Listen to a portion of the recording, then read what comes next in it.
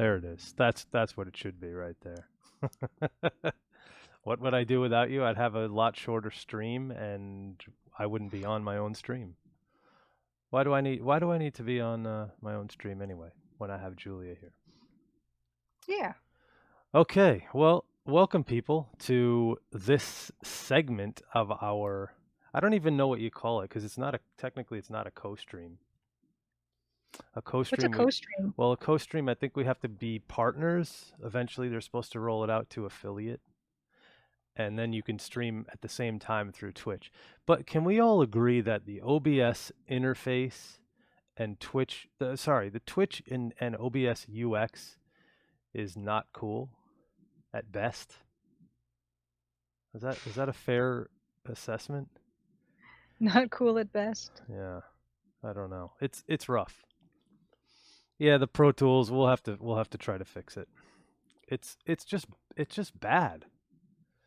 It's like, have you ever seen that picture where they show on the iPhone where it says end and accept and send to? It's really confusing. I still haven't figured out. I've had an iPhone for 10 years and I can't remember what to do. So anyway, spent far too long trying to figure out how the chat show up privately and gave up. Yeah, I mean that's what it is. So anyway, what's up, people? It's good to have all of you here. Um, Julie and I are excited for another stream. Yeah. Hey, Frozo Grabbins. Frozo Welcome to stream. Grabbins, what's up? Welcome back. And I saw some cool discussion of CGA and EGA and redrawing CGA twice to try to trick it into getting 8 colors. And yes, we're talking investing. We are definitely no. If you want investing, my brother actually has a podcast that's really well received. I think he gets about 6 or 8 thousand downloads a month on his Nice. podcast. He's a financial advisor, and he is doing that every week. Yeah, I don't think we're going to talk much about GameStop. Good luck if you do that. You know, keep your fingers crossed and hope for the best, I suppose. But I definitely can advise. So, Over the Treetops, it used to be called the 15-Minute Financial Advisor, but he just had to rename it due to, a naming issue. So, it's now called Go Out and Live. And let me see if I can get the link for you guys. Okay. And while you're doing that, Yes. Get Aaron had a question. Is any of the Crimson Diamond music inspired by the Colonel's Bequest music? I would say generally speaking, the answer is no because I don't really know the music for those games too Hmm. well. And there's my link to my brother's podcast. So you'll technically be seeing the first episode, but if you look up his previous podcast, the 15-Minute Financial Advisor, there's about a year's worth of podcast, and he does it weekly. So I don't know how many episodes he's done. It's quite a few. Anyway, yeah, so not too much influence from the Colonel's Bequest, but there is a lot of influence from period music of that time. This game is set somewhere in 1914, Hmm. late summer, right? Isn't that technically the time period? Yes. That Late is the summer time. 1914. Hmm. It's still warm enough. I mean, as warm as northern Ontario gets, I suppose. Does it get Yeah. warm in the summer? Oh, sure. It gets really, really sweltering. You Does can it? like. Oh, yeah. Yeah. Okay, so it's like Toronto. Yeah, pretty much. I mean, it is cooler overall, but I mean, Yeah. it will get warm, really warm and muggy. But the nighttime can be kind of cool because foresty, foresty forest. Do you get the northern lights up there? Um, Northern Ontario, I don't. Maybe like really, really, really north, but Yeah, way I don't. far. We don't tend to think of it as something that happens in Ontario. You can see that more like in the other provinces, like Alberta and has further can go further even north than Ontario does. So you'd expect that more in places like that. BC doesn't go far enough up, right? Um, I'm not sure. I know Alberta for sure if you go really far because it's funny because you can get flights in Calgary that go to like Yellowknife, which is in the Yukon Territories, and it's a 2 hour flight. Like it's way closer than you would think. But it seems like it's far on I don't know, on a map or something like that. Yeah, I mean when you look at it, somewhat something like Alberta, like the latitude of of the province is way further north than Ontario is. So I don't think we would see any northern lights in Ontario. Come to think of it. Interesting. Interesting. Yeah. Yeah, I've never of all the crazy things that I've done in countries I've been to and places I've gone, I have never had a chance to see the Northern Lights. Me either. I'd like to. I've had a chance to be in a place where it was day all night, pretty much Hmm. in Sweden in the summer, but I've never seen the Northern Lights. And Mega Hammer Studios says we get lights, Northern Lights in Southern MB. Manitoba. Okay, Yeah. interesting. So what town are you, or what city are you nearest in Southern Manitoba? Criticism. Oh, and it says that in Vancouver or Victoria, there's a place called Sydney by the Sea. You can catch the Northern Lights every once in a while if they're strong very strong from the pier. So yeah, I guess in Really? BC you can get them too. I mean, Victoria's not even that bad. It's been a few years, but I was there not too long ago to play some shows, and it was close to where I grew up because I grew up in the Seattle Hmm. area. So Hmm. we took the Victoria Clipper on up there, and it's enjoyable. Anyway, But Anna makes a good point. The colder it is, the more vibrant they are, and it doesn't get much colder than Manitoba or Alberta in the wintertime. yeah, I don't know about cold. I don't do the cold so well. But can't you Yeah, see the Northern Lights in the summer too? You don't have to. It doesn't have to be the I have winter. no idea.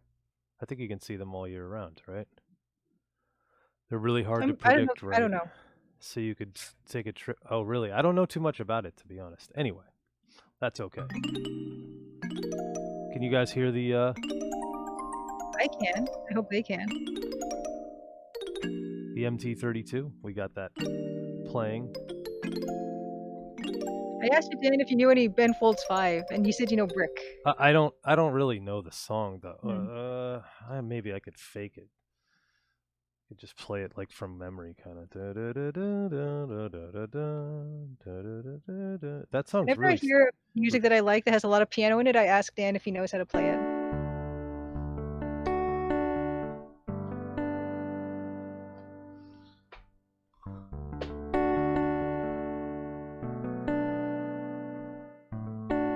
I'm sure I don't remember it all. Hmm.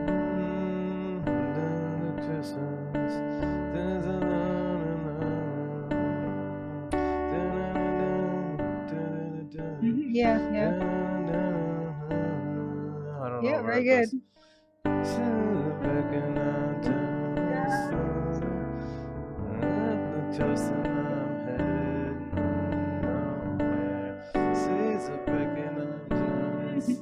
I don't Mhm. remember. It changes key. I'm not doing that right, but that's my fake my fake version. Barrow, Alaska has been in 24-hour darkness for about a month. Oh my god. Yeah, I couldn't do that. I couldn't do that at all. It depends on the interaction of the Earth's magnetic field with it. Jim plays games. Come on. The collective IQ of this Twitch streamer, maybe not Julia, but myself, I'm slightly above Forrest Gump. I don't think it's I can't translate that. By the way, Jim, how goes the launch and the release? It's been about almost 2 months since you've released your game, and how's that been? Because I know I released my first game, or I shipped my first game with a team called Empire of Sin. We shipped on December 1st, and that was a weird, emotional roller coaster of an experience for anybody who has never released a game or is about to release a game, or anybody who has recently released a game like Jim. I'm sure he's gone through some crazy stuff recently too. We can also shout him out because he does a lot of great streams. Oh, And sure. for those of you that have time to watch during what our daytime is, he's on. I get to see him early in the morning. Oh, thank you, Julia. I was just about to do Mhm. that. I get to watch him earlier in the morning because he's in London, or he's in the Mhm. the UK. I think he's in London area. It's gone okay, I guess, but I regret not hiring a marketing company since it's not had the reach I'd hoped for. But the response I've got has been largely positive. Well, that's the Good. interesting thing, right? So what were you going to say, Julia? Oh, I just said good. It's good that you've had a positive reception for it. I think that good reviews are really important, even if it's Mm, not a ton of reviews, you know? It's better than a lot of bad reviews, I think. mm, But yeah, I mean, the interesting thing with an indie game, right? Since I don't know if you're actually, I think you're self-published because I believe I read that Jim Makes Games was also the publisher. Um, oh, that's great with the streams and the YouTube videos, and actually, streams matter a lot for visual. I know Julie and I, with the stream that she recently did for the BAE event, the hmm Big Adventure event, has gone really well. It added a lot of wish listing. It added a hmm lot of, I think, Twitter, and I don't know if there's some people here from the streams, but hey, Unicorn Stampede, what's good? Thank you. hmm Thanks for coming. Yes, thank Um, you. but yeah, I thought that those results were really positive and encouraging for self promo. Yeah. As much as one can do. Mhm. And also, Jim Plays Games, if you're interested in doing more, if you want to do an online event like that, Ludo NarrowCon, the deadline to submit to that is February the 5th. So Ludo NarrowCon is sort of a narrative game event thing, and I think it's going to be only online this year. So I'm going to it's called Ludo NarrowCon. And so I applied to get into that one, and so that might be something you'd be interested in if you wanted to, if your game's just been out and you could hopefully show it to other people. And before we shut the door completely on the Northern Lights, I just wanted to read what Art Berklow said about it. That Northern Light can happen any day of the year. Since they occur mostly toward the poles, they are easiest to see during the dark times of the years, winter in the north and summer in the south. Gotcha. And that's the last word on the. I wanted to share that though. Summer in the south of Canada or Oh, like probably South Alaska. Pole. You can see the northern lights down there. Oh yeah, I think so. Yeah. And So Pascal like, Leroux said I saw a lot of "Here's your game" on X Hardware oh, tweets. Yeah, that was a lot of fun. Like Dan played it on one of his CRT monitors with his Roland speakers and things like that. so check this out. That was actually my new streaming machine, which I built. What's up, Rick? How you doing? Um, and that was actually Windows 10, Ryzen 2700X, a fairly recent CPU. But hmm I used an older video card, and it has a DVI out, so I was able to get the DVI to VGA, and there we go. And I was able to plug it right in and run it through the CRT, which was pretty awesome. So hopefully next week, or next week, 2 weeks from now, I'll have my streaming machine. So I bought an additional. Well, I didn't really buy anything. I had all these extra parts, and I put them all together into a machine. So hopefully I'll have an additional thing, and it should greatly improve the ability that I have to compose live on a stream because it's really difficult. For anybody that's done it, I don't know if Mega Hammer is still here, but it's really difficult to stream music composition from a computer just because of all the audio routing that needs to take place. It's really bizarre. But hopefully anyway, once I have this new machine set up, it should, in theory, streamline things. But you saw how that worked out for the beginning of this stream with our my forehead stream. So yeah, it takes a lot of clever routing, and it really shouldn't. It's like they should have devices that solve that problem. There is actually a device that I pre-ordered 2 months ago that looks exactly like what I want, but they still haven't started shipping it yet. So we'll see. I'll keep you guys posted on that if it works out for folks like Mega Hammer Studios, myself, and anybody else who's doing music on their streams. And Cosmic Void said something before. A ton of wish lists for everyone involved. It was a really good event. Cosmic Void, what are you working on? One of the games in the event? Do you have a game in the event? Apple Julia. Sorry, just hungry. I'm holding my mic like arm's length away from me, so you shouldn't be able to hear it. I hope. You shouldn't be able to hear it. I hope, because I'm holding my mic No, away. we can't really hear it. The Corruption Within participated, and so did Void Breach. Oh, I want to see. I think I know the Corruption Within. Yeah, the art is so cool in Corruption Within. It's got a great palette. Oh yeah, I do. I have this. Do I have this wish listed? I do now.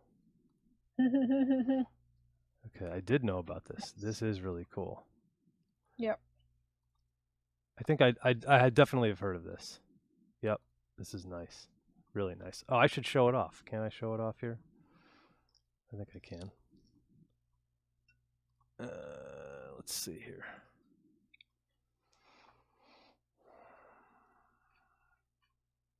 Yeah, of course the thing's still all screwed up, but yeah. Let's see. Hold on. Mm. The scaling. There we go. Transform, fit to screen. There we go. That's a little better anyway. Julie and I are gone, but nobody cares about us anyway. So let's just disappear us I'm for just the eating, moment. so it's fine. Yeah, this is cool. Let's see. Corruption Within backer. Cheers. And Void Breach. Yeah, I've also heard of that. What's that about? Well, that's released. Oh, low res. Yeah, I've seen this. I've seen artwork for this for sure. Interesting. So this is like early EGA palette style artwork. Like King's Quest 1, 2, 3. Nice. Mm-hmm. Yeah, I love that style. This is really nice, colorful. Did you guys cheat on the colors, or did we stick to the color palette? They look pretty not cheaty. They look pretty accurate, right? Mm. The double wide, yep. Oh, you just streamed the Corruption with it? You know what? I want to say that I saw that tweet, but I couldn't watch it. Nice. I learned a lot from making Guildmaster. I might make a top 10 mistakes I made. Yeah, Nice. why not? Jim plays games. Why not? But you know, the good thing is if you don't have a publisher that what's the best way to put it? If you don't have a publisher, you're the one publishing the game. You have the ability to like re-promote it almost as a new launch. So I don't think just because your launch doesn't go the way you expected it to, that's any reason to stop promoting. Well, certainly isn't any reason to stop promoting it. But I would think, that would be really cool. So nice, Cosmic Void. Mm-hmm. That's awesome.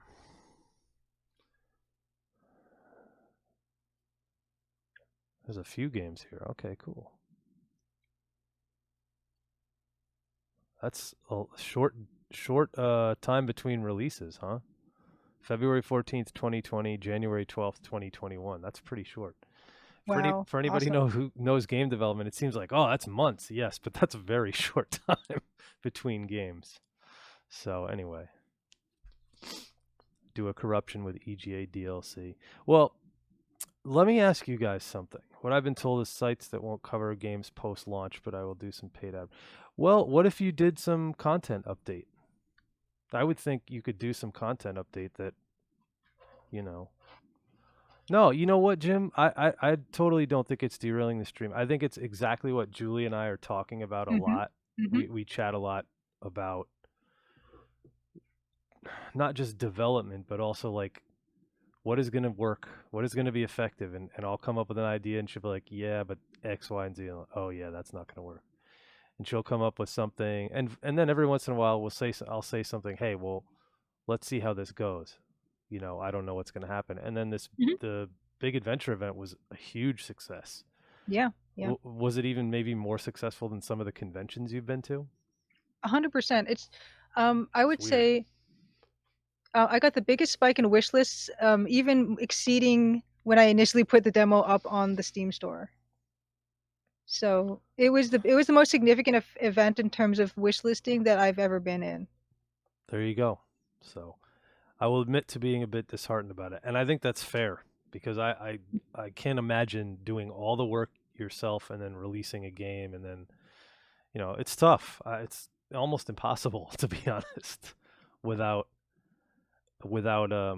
any backing or publishing or being a part of a larger team. Um, if anybody's interested, I don't think I even told Julia yet, but the No Clip. Are you guys familiar with the No Clip documentaries? Um, No. they're Patreon funded documentaries on game development, and they did this one on Supergiant Games, and it's about the release of Hades, Ooh. and it's basically from the time they they announced and launched the game the same day. So they announced and launched the game at the Game Development Awards or Game Awards. You know, you can insult me. I don't know what the hell I'm talking about as far as Game Awards. I'm new, but they launched and did early access that day. So Wow. at the same time, and it's pretty cool. And there's like 6 episodes worth of documentary, and it was advised to me strongly by an important mentor of mine that I check that out. I think it's the third episode that has a lot on the art and the music, and it's really interesting because you can see the team dynamics Hmm. and something you would see at a small team that reminds me a lot of the small team that I work with at Romero Games. We're actually a larger team than Supergiant, but it's still a relatively small team. Like everybody knows everybody's name, kind of thing. Instead of being on a team of 500 people, working at CD Project Red or something, where I'm sure not everybody knows everybody. But yeah, this one's really really good, and it's 6 episodes. Hades was obviously a smashing success, but what I didn't realize is their first release was Bastion. Did you guys anybody play that one or Bastion? No. It was originally, I think, an iOS game, a mobile game that eventually got ported. I could be wrong that they went the other direction, but I remember it being advertised on Tonda. What's going on? Yay, Tonda. Bastion. Yeah. Was it PC first? Oh, okay. Has a great OST. So the same composer has been with that team the entire time. So he's been there 9 years. That was like 2011. Yes, and please go check out our friend Tandagasa. He's a streamer, awesome Artist. guy, artist, and Yeah. I was watching him stream some stuff on the Mister the other day. The Mister is the device to have right now. I want one. I don't have one, but it's the device to have. Anyway, so yeah, so Bastion was a really unique. It was kind of an RPG, right? Kind of an action RPG, if I remember right. I didn't play it, and they did 4 games since 2011. So that's still pretty short development schedule. And they said originally they were a team of 7, and now they've expanded. Obviously, Hades' success. I'm sure since the documentary was filmed to now, they've probably expanded the team further because there's so many such success from the game. Kind of hack and slash, yeah. Twitch links don't work. Oh, remove it. There we go. Oh, somebody did something. I don't know. I heard a sound. Yeah, you got a notification. I don't know what the notification was. I don't see it pop up. I don't know why. Why is that? Up. I don't know why. Uh-oh. Why is that? No, don't do that. Don't do that to me. No echoes here. Either way, it's all good. So, it might be me following your Twitch channel. Yes, Rick. Did you change the name or are you using a different different account. Gotcha. Also, Logan Cunningham has a voice like honey. I don't know who that is, but I believe you. Deluxe Tux. So let's talk a little bit about what we were actually going to be doing tonight. Oh boy, really? Yes. The narrator of Bastion. What are we doing tonight, Julia? What Well, can the contestants win? Well, actually, nothing. Just music. nothing. Just, yeah, the gift of music. Yes. Well, if I'm reading your channel description, it says here we're composing a dark transition stinger. Is that is So I that believe is that's that what we're accurate? doing. Yeah, Okay. so I think it's a dark transition stinger into a bookend, or like a chapter start, at the start of chapter 5. So I mentioned on the pre-stream that Dan has caught up to me in terms of making music for the game parts of the game I've made, and so I'm working on the end of chapter 4 right now. Actually, this exact same part that I'm going to ask Dan to compose for tonight. And so what it is there's a transition that's kind of going to be dark and foreboding, and then it's going to go open to chapter 5, and chapter 5 is when the tension starts to really ratchet up.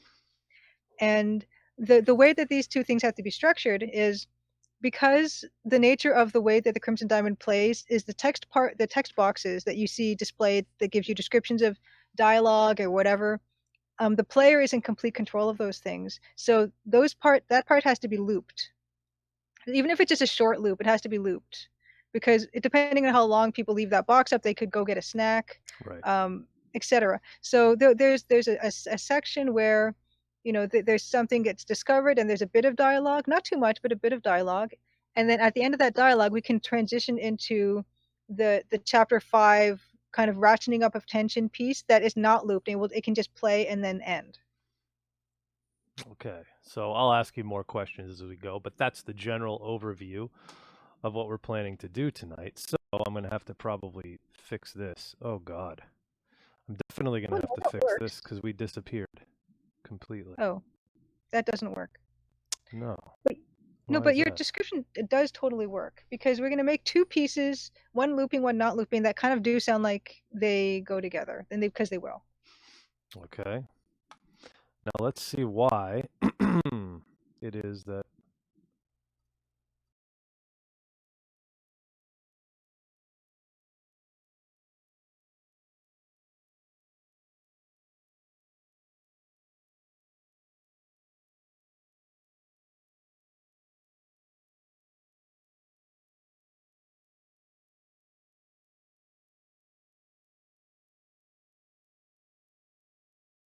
As well. Sorry, there's Uh, the audio. We're trying to find Julia at the moment. We're looking for her. We hear her, but we don't know that you she hear me? exists. Okay. Marco. Polo. Okay, Anna, we'll see you back. Oh, there's See you Julia. soon. Uh-oh. She's back. And now, where is. Okay, hold on. Yeah, I wonder what the hell I did to no, that doesn't help. I really don't understand. There's so many options and I have no idea what these things do, and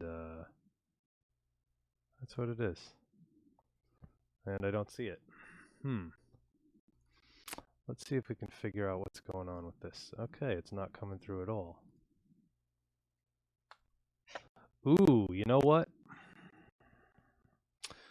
I am going to try something. I'm going to Hmm. do I'm going to leave Julia here. Oops. There's Julia. And she's going to talk to you for a second because I got to plug something in. Okay.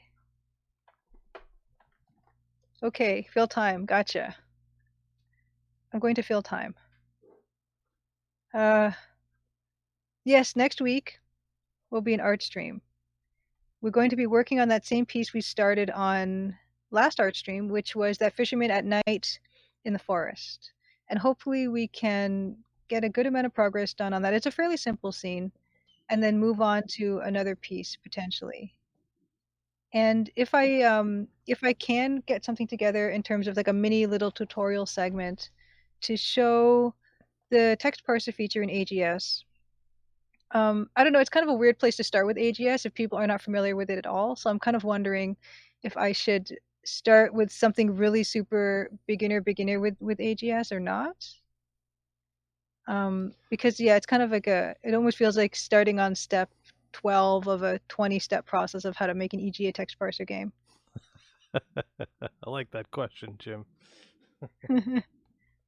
Did my experience with Organ Trader game help inform my drawing of the fish gut scene? Unfortunately, not, because I did the fish gut scene about, I don't know, like 3 years ago now.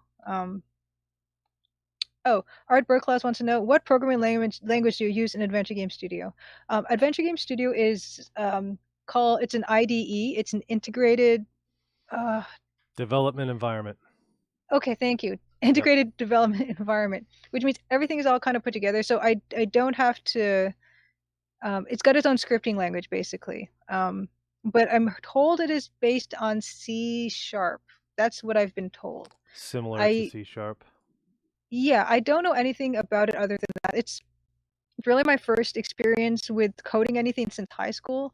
So I don't have a lot of familiarity with anything else, but that's what I've been told. Yeah, Cosmic Void 3 C sharp. Yeah. Oh, I see. That's a music pun. I'm sure Dan can play us a C sharp when he gets back. But yeah, so that's what, and I love it because of the fact that it's this whole environment where everything is kind of set up for me. Wouldn't really know where to start if it was something way more bare bones. And because it's purpose built for adventure games, yeah, everything is organized like I would expect it to be organized and hope that it would be. Oh, hi, Dr. Mikachu. Hey, Dr. Mikachu. What's going on? Well, you know what? I don't know what the hell's going on with my actual capture card. My capture card seems to not be working. Whoops. And I think it I just love fell. AGS Cosmic Void 3. I love the AGS community too. Full of awesome people making awesome things. Yeah, I don't know what's going on with the capture card. It just does not seem to want to work. Weird. Shrink, expand, bypass, output, color range. Okay. I could not tell you. Interesting. So what we might have to do is we might just have to play the music.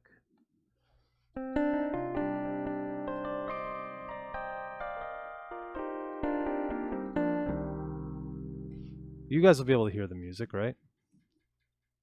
I can. I don't know if they I can. think they can. Yep. I think they said they can. Okay. I yeah, I just, you know, as I try to add more features and fix things, and I just really end up causing myself more problems. That seems to be the way it goes. So anyway, we are going to compose, I think first we're going to do this little stinger thing, and then it's going to be into the chapter transition music, which is a fixed. The stinger is going to be a loop, and the fixed part is the part that comes after that, which is the transition. Yes. Okay. Yeah. Is that correct? Do I Um, have that right? yeah, absolutely. And so I don't know. I was thinking about an example in I'm going to the look at Dag your of Emerald message before because soundtrack. you said something. You said something there in your message that I felt like we could reveal. Okay. You used the feeling word dread Mm-hmm. and something wrong loop, and maybe not even that musical. And when the heading Yes. comes up, it's a non-looping bit of music. So that's when that's the stinger for the transition. Right. So there's an example in Dag of Amon Ra. That's not exactly the kind of mood I want, but there's a part where there's a looping part that goes dun dun dun dun dun dun dun dun. You know, it's kind of like a just a beat type Gotcha. of thing Yep. that's Yep. tense. And then at the Like the end of Game of that, Thrones theme. something yeah, kind of could be something like that. Just really that simple, like not that involved. Just something really studying the stage for that chapter 5 to come up. And the name of chapter 5 is Escalations. Ooh, cool. I tried to make every chapter called something with the end, you know, Asians or Tions. So the first chapter is introductions. Chapter 5 is called Escalations. And the last chapter is called Salutations. Félicitations. Yeah, it's something, you know, yeah.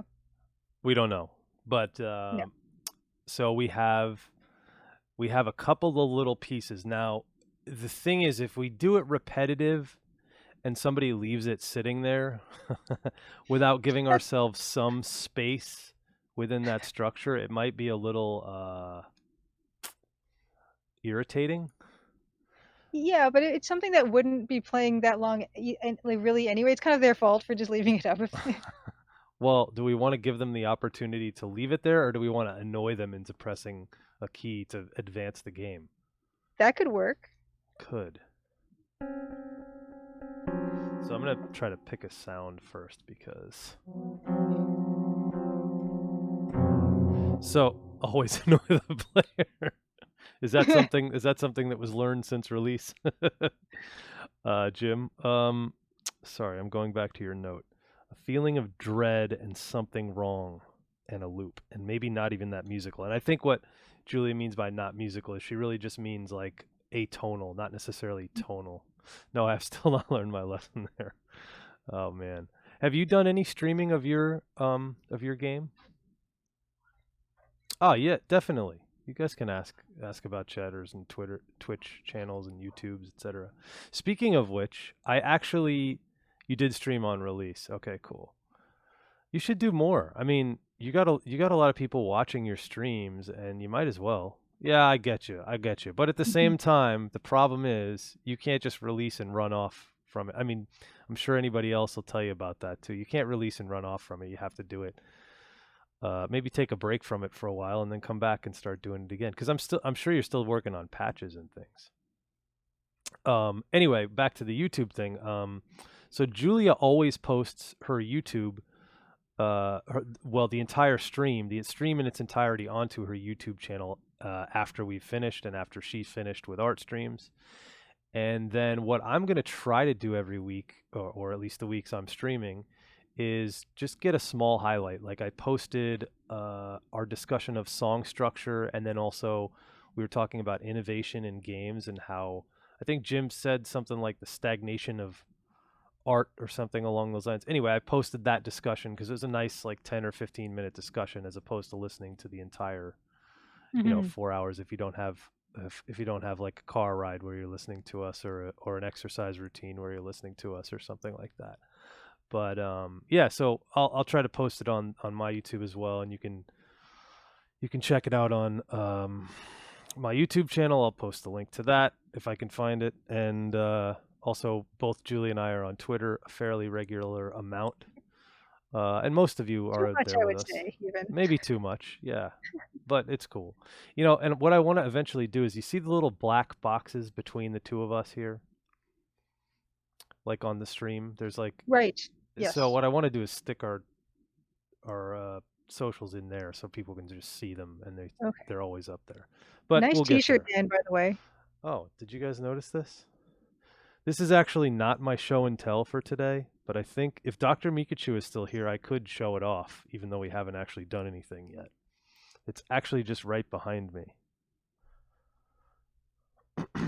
Now, I don't know if anybody noticed this LucasArts logo kind of swimming around, but Hmm. I actually got a LucasArts. Oh, sorry. Where the hell am I going? There, cover up my face. Bomber jacket, which Beautiful. was, I think it's part of the Rebel Assault dev team for the game Rebel Assault. So I found it on some site and I just bought it. I got to take it to the dry cleaner and get it nice and clean. But I was excited to get it. I probably overpaid for it, but whatever. It's pretty cool. So I just wanted to have it. I don't know. It reminds me of TIE Fighter. Those Hmm. two LucasArts logo coming together and making that sound, and the wondrous adaptive music they created there for it. So I was really happy to get it. Now, with that said, let's do some Yes. Work. dread, not necessarily tonal or musical. But it could be, like you said, the GOT, like that thing, which is kind of, it's not atonal really, but That's very annoying. I mean, even it's great. that's That's pretty great short. sound. Even that intro is pretty short, considering.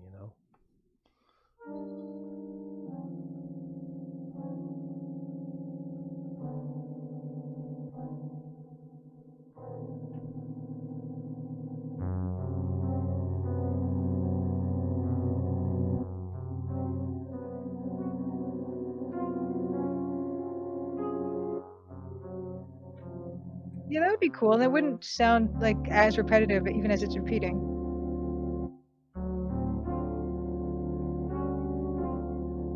Yeah, something like that. Mhm. So what I'm thinking is a kind of lower uh, ostinato.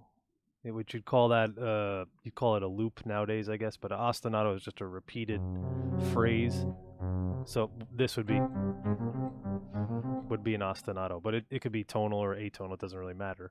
A repeated phrase, maybe in the left hand, that changes through tonalities, and then a melody of some kind that is higher, but not necessarily tonal again. So just something that you hear and perceive as a melody, but it's not necessarily super specific. If that's the best way to describe it, I guess.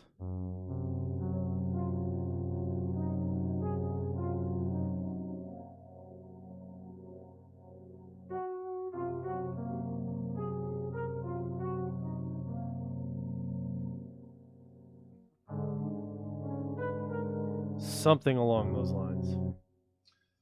So what I'm not going to do maybe for this part is use a metronome, because you were saying not necessarily musical, which I feel like it can loop still, but it doesn't have to have necessarily a specific pulse. So it Mm-hmm. could go like or whatever, however you want to do the click. That was a really awful click noise, but makes me want to go rewatch. Are you a metronome or a metro? Yes. Yes. Dad joke number 1.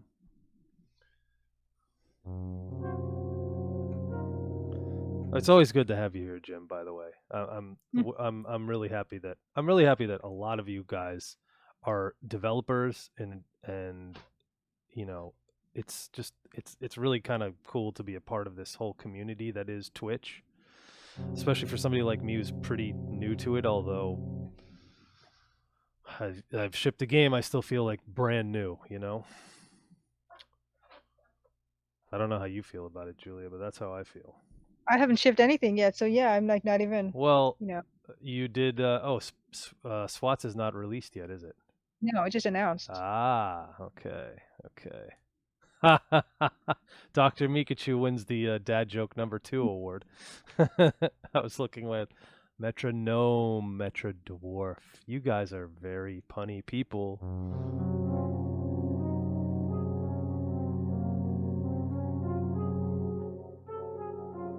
Let me hit record and see what happens. Mm-hmm.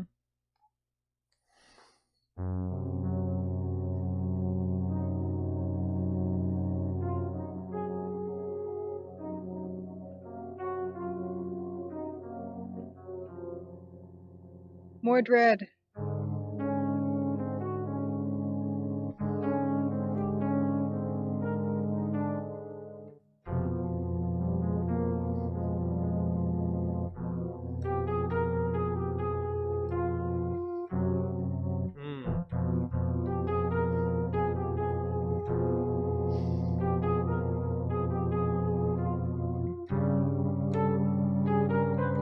The whole camera is shaking when you're playing. 23.8% more dread.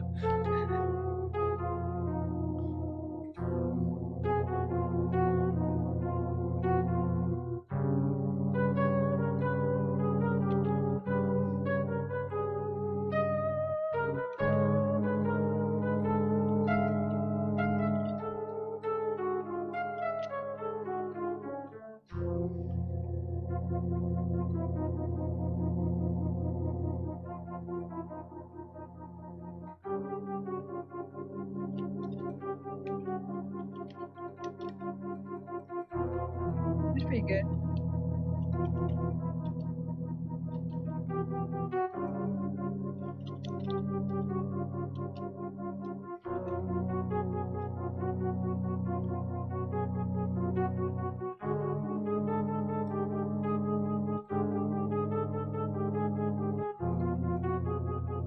Shut up, Wesley.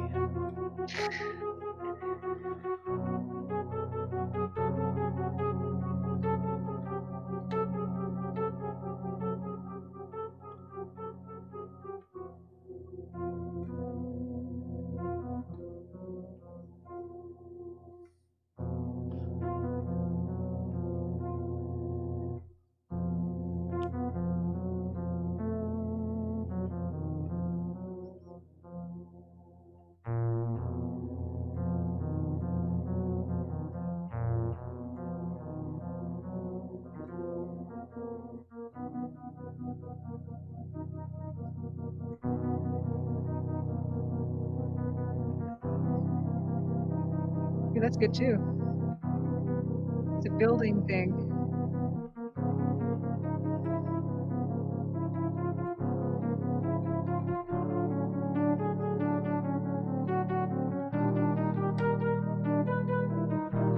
Good night, you butler's lover. Thanks so much for coming, and you got to see the trailer again.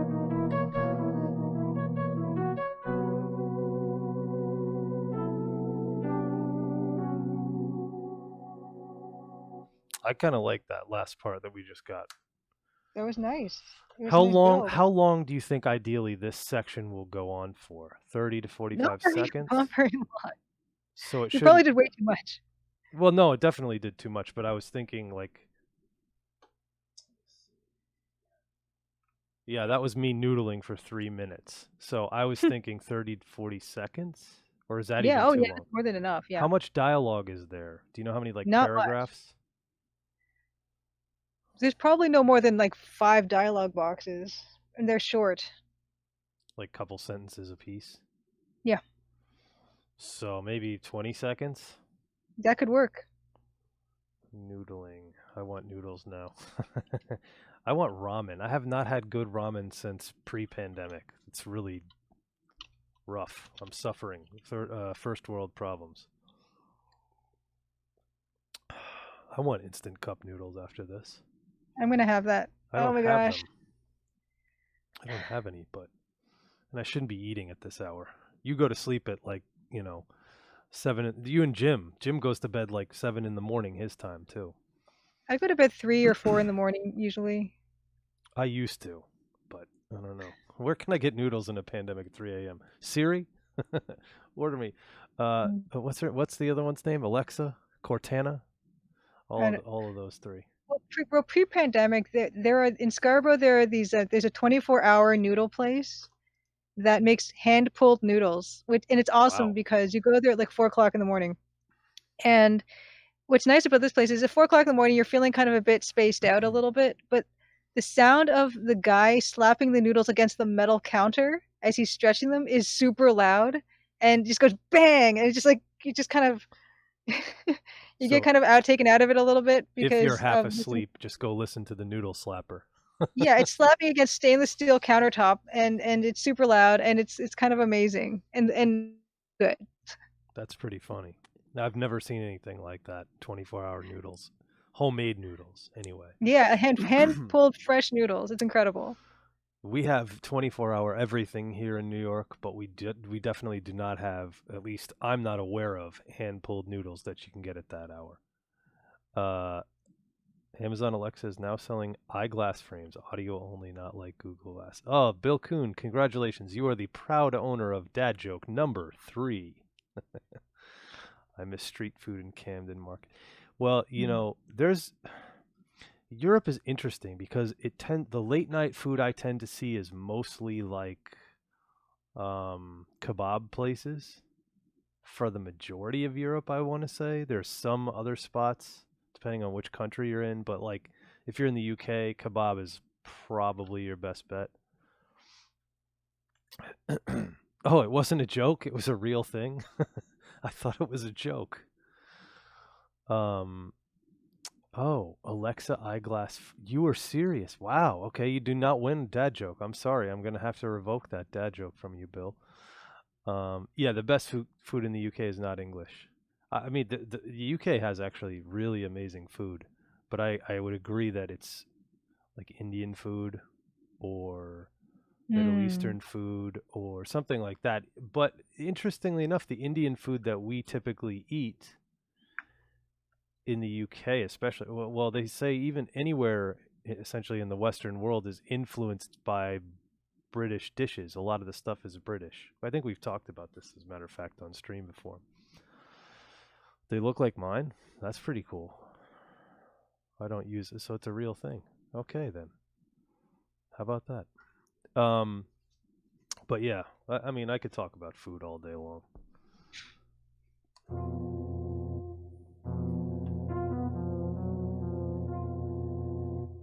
Ooh, that's good. I'm sure, and honestly, whatever you have here, I'm sure we can put snippets here and there in the rest of the game too. Like we can definitely use a lot of this. Sure.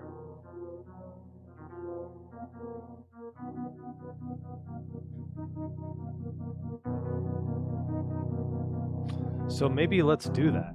Maybe let's do exactly what you said. Let's cut pieces Mhm. so that we kind of have things that we like, Mhm. and we'll be able to move them around, and let's listen to this whole thing from Sure. top to bottom, and then if there's a section you feel like will work for this particular section, let's chop that, and then we'll worry about chopping the rest at either Gotcha. later or whatever. Okay.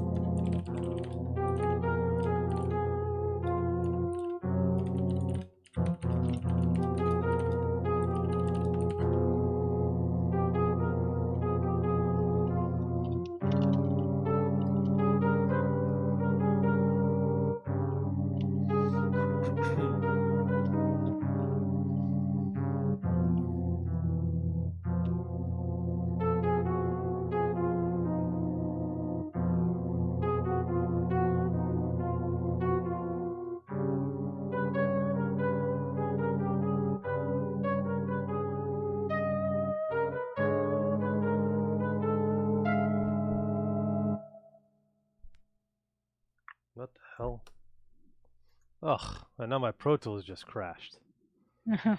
Man.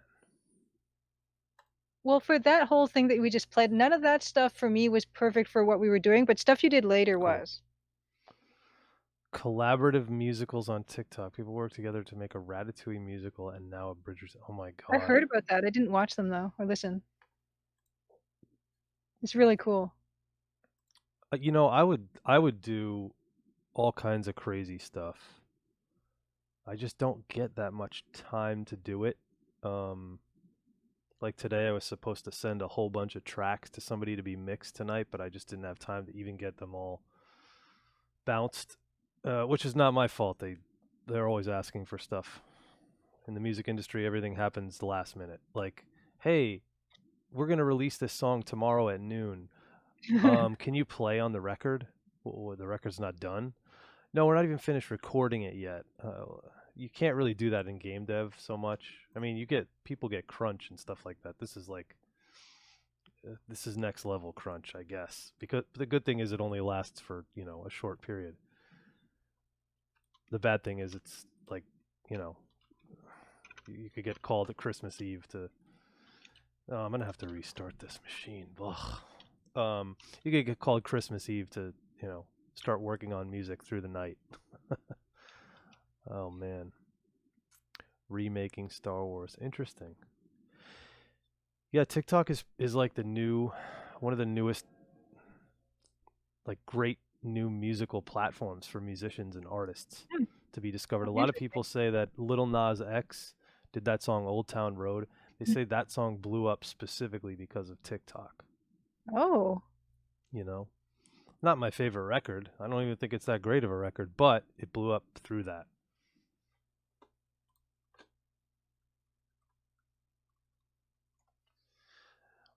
It's an interesting discussion that I kind of bug Julia with on almost a daily basis, but like, the social media platform, which social media platform is effective for um what what platforms are I should say what platforms are effective for what. Like YouTube is pretty much curated content. You can hmm, live stream on YouTube, but it's generally speaking it's not very effective because there's no discoverability, whereas Twitch is ideal for that. It's terrible for curated content because people want to interact with you live on stream, yes. which they can do on YouTube, but they can't discover you. So it's there's a whole lot of things, and Twitter is great for certain things because people read the words. Instagram, they only look at the pictures generally. There's a lot of stuff to think about. TikTok now is short clips. I think the average clip is 37 seconds or something like that. Yeah, it used to be 15-second clips, but they think they changed it to a minute. Yeah, every platform has its own advantages and disadvantages for sure. Exactly. But I think the tough part is deciding which ones are you going to use, which ones are going to be effective for you and whatever it is that you are doing. And what you're going to focus on and be consistent with. Well, that we decided is the key word. How do you win Yes. at life? Be Yes. consistent. Period. Yeah. So if you're working on a game, be consistent. If you're working on building a Twitch platform, building your Twitch platform, be consistent. I think that's the biggest struggle for myself to build the Twitch platform is that I'm only on here once every 2 weeks, which is not very Mhm. often as Twitch goes.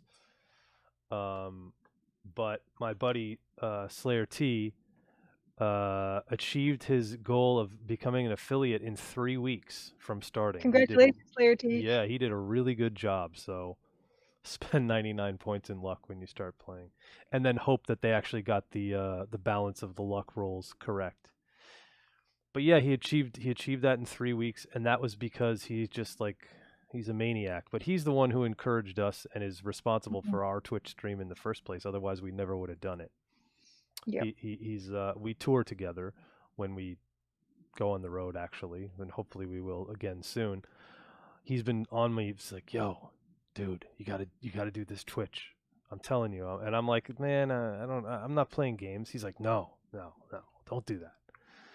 And his focus is entirely flight simulator. He plays only Microsoft Flight Simulator, and he's doing sunset routes. So he's flying from like Barbados to Miami, Jamaica to Miami, Hmm. and that's his whole well his current thing. It's pretty cool. It's actually really cool. And Dr. Mikachu is one of my favorite streamers to watch because she's always Yes. doing different stuff, and it's interesting for me as kind of a newbie to learn things from her on Unity. I don't even know how you learned all this shit, Dr. Mikachu. You spent a long time because like you're working on all aspects of development, like crazy stuff, and Unity is the ideal. I think the ideal platform if you want to build something that's well, what I think it's the ideal platform for indie developers to be able to kind of do anything. Hmm. They're not locked into one thing. Like Adventure Game Studio is probably the ideal engine for adventure games, right? I would say so. The Not having tried anything else, I will say so. yeah. I mean, unless you already were familiar with another piece of software, I would say that AGS is probably the way to go. It ties everything in. There's not a steep learning curve because you already know roughly the style of game you're trying to make. Whereas Unity, you could make an adventure game, but you could make an FPS, or you could make a racing game, or you could make a text adventure if you really knew what the hell you were doing. So, Mhm. anyway, if anybody's not checked out Dr. Mikachu streams, you should. Right now, she's doing this cool thing where she's programming a bot to respond interactively with subscriber notification subscriptions, and you get fish in an aquarium. It's called a subquarium. It's pretty cool. There are two platformers I know of in AGS, and there's also an AGS chess. Yes, but how many comparatively? You recommend different engines depending on everyone's project and personal dev goals. Well, that's the thing. If you want to work in an indie company, I would say probably knowing Unity is the way to go, right? But if you wanted to work at a large AAA studio, then Unreal Engine is probably the way where you're going, or they're going to have their own in-house proprietary engine. Uh, Cyberpunk has the Red engine, which is the CD Projekt Red. Witcher 3 was built in Red Engine. Right. Unreal, Unity, and in-house engine are most common. And if it's a proprietary in-house engine, you won't even know what the hell it is until you get there. You probably have to sign the NDA before you even see what it is or what it does. But it's cool. Yahtzee Croshaw did a platformer type thing in AGS. Interesting. And if anybody's familiar with the only engine I really am I'm not comfortable. It's certainly not comfortable. But the only engine I can actually make do something is Pico 8. which is really like super basic, and a lot of people like it for doing prototypes or just iterations of things to just get an idea out there quick because you can kind of get a game up and running really fast. Dan, which engine is Empire of Sin? Empire of Sin is Unity. Yep, Unity. We use Fmod for the audio implementation. Um, that's all John Romero though. And we use some other custom tools there. Like it's not, I'm not sure all the tools that we use. There's probably in credits. We have stuff for languages because we have a bunch of localizations for the game, and that's definitely challenging to do a lot of localizations. But there, I don't know how many languages the game's in. It's in quite a few. And actually, there's, believe it or not, fans have translated the game, I think, into Portuguese by modifying one of the JavaScript files or something that's in there. And they modified it somehow, and they managed to translate a good portion of the game into Portuguese, which is pretty amazing. I think eventually, you know, that might happen more often where people just want it in their language. So, yeah, the original version of Celeste was made on Pico 8, but somebody had told me that um, eventually they ported it to something else to make it for a larger. Yep, there's the Pico 8, and Pico 8's, I think you pay $15 for it. Yeah. Yeah. So it's a no-brainer there. I mean, if you want to mess around with stuff. Yeah, I actually did a piece of the Crimson Diamond theme in Pico 8. Really? I sent it to you a long time I ago. don't remember. Yeah, it's PC speakerish. That's kind of what it sounds like. The audio engine there is cool. It's very simple. It's more like a tracker. If Okay. you're familiar with trackers, that's like kind of they still use them. There's a free tracker called Reno. I think it's free, called Renoise. That's current, but it's like the trackers of old. The Amiga community and the mod music community is all tracker based. So if you know anything about that, those guys are nuts for their tracker and mod music. But anyway, let me play this. I'm gonna try to make sure this is saved because I'm back up Right. here. Yes. That was my next question. Was this yeah, this section is incredibly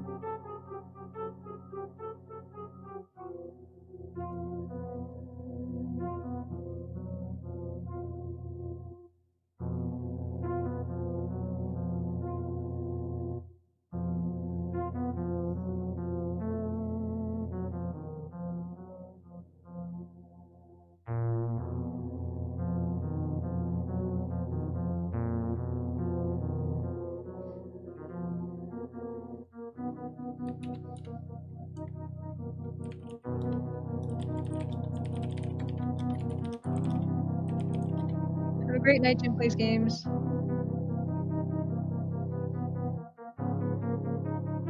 This part's also good. Yeah.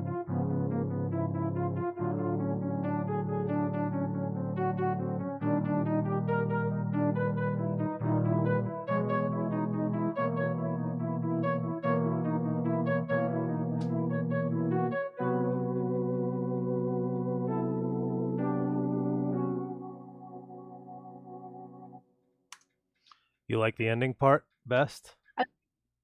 Of this thing that you just played, I like the starting stuff, and I liked the stuff that just at the end, but not when it went higher. I liked it kind of staying more in the middle to low part. Gotcha. This Yeah. part. Let me play that. So like this part.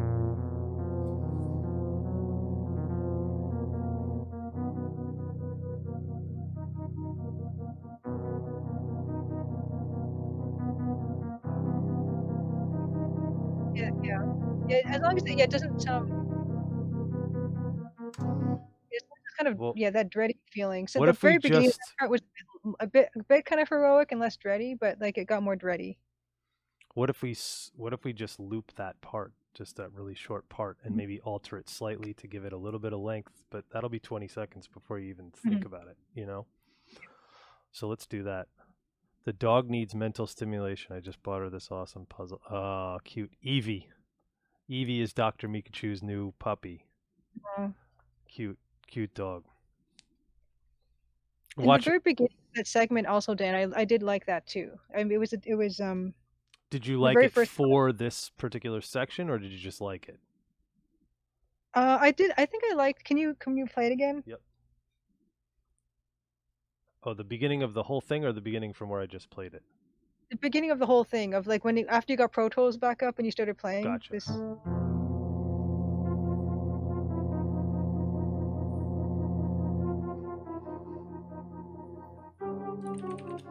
Yeah, I like this too a lot.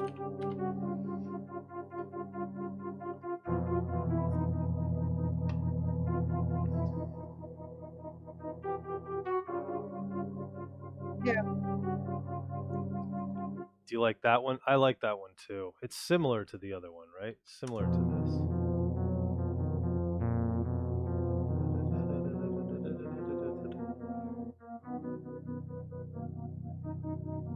This is not so dreadful. yeah. The first one is more dread. So let's see if we can cut out a piece of this first one.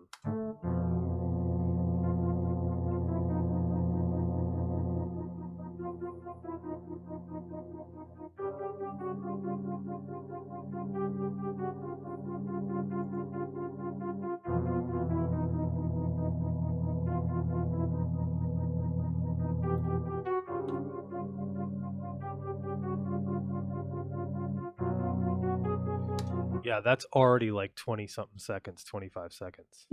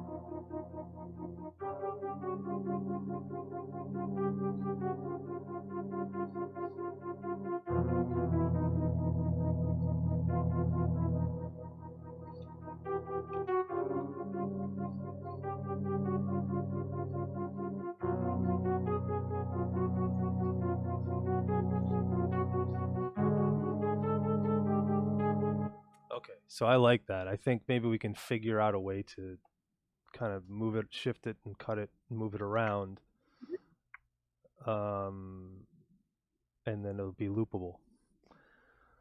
By the way, I saw Bill Kuhn said before that he said that DaVinci Resolve was a video editor that he downloaded that's free. We actually cut the trailer live on stream using DaVinci Resolve. The only issue I have with DaVinci Resolve is that it requires a pretty powerful PC or Mac. So if you don't have a strong video card and a decent CPU, it's tough on your life to render. Like if you have a MacBook, an older MacBook, you're better off buying Final Cut because it's just going to render so much faster. Final Cut is just really well optimized for Apple, obviously. And the new M1 CPUs, the new Apple Silicon CPUs, it's really, as far as I understand, Logic runs like a dream on there, and so does Final Cut. But if you use any plugins, not so dreamy because nothing is optimized for the ARM CPUs that Apple's using now, their own processors. It will be. It's just going to take a while. It's like the change from 32-bit to 64-bit, but worse. You know, like Apple has to emulate itself, I think, to run older previous versions before Big Sur, I think. They have to emulate. It's weird. They have to use some emulation they built in called Rosetta. No, ARM's not owned by Apple. but that's the type of CPU that or no, the ARM is definitely not. Their CPU is called M1, and I think it's an ARM-based chip or something. I don't know. Maybe I'm making that up, but I'm pretty sure that's what it is. It's based off like their M1 CPU is based off their mobile chip. So like their iPad Pro CPU, it's almost like an iPad Pro on steroids. And the great thing about it is it's very cool and it's very low power. So like you get crazy battery life out of these new laptops, these new MacBooks, and they're not super expensive. I wonder if the price actually might come down slightly because Apple is using their own CPU and doesn't have to pay, Intel for the CPUs.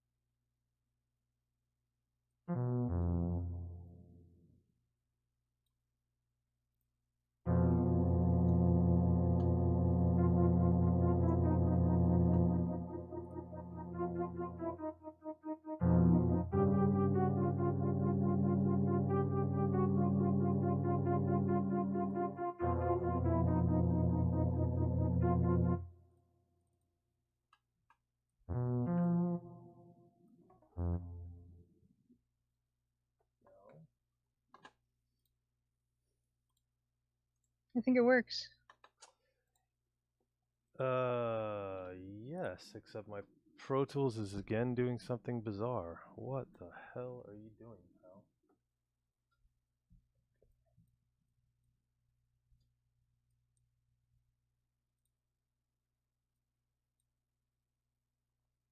Weird. Ah, gotcha. No, I don't gotcha. Ah, yes, I do gotcha. I have the timeline set wrong. Okay, there we go. So we're gonna listen to it and then see if this loops for you properly.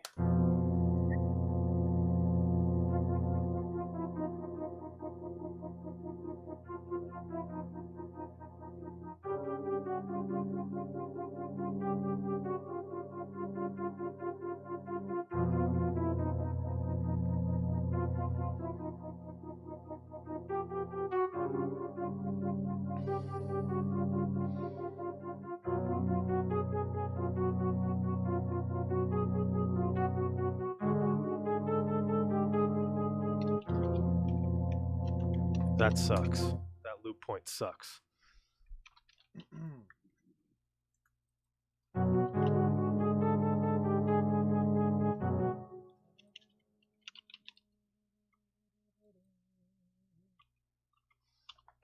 Okay, let's see.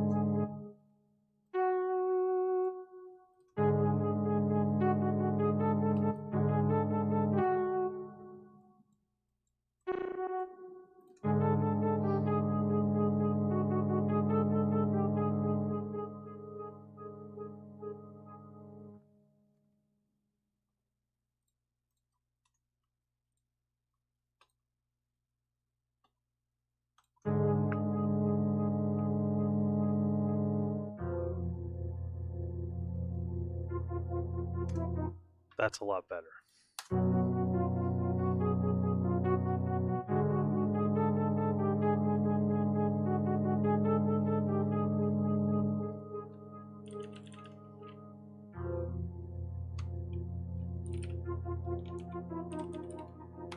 I think that's a lot better.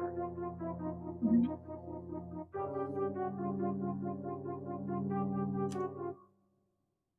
What do you think?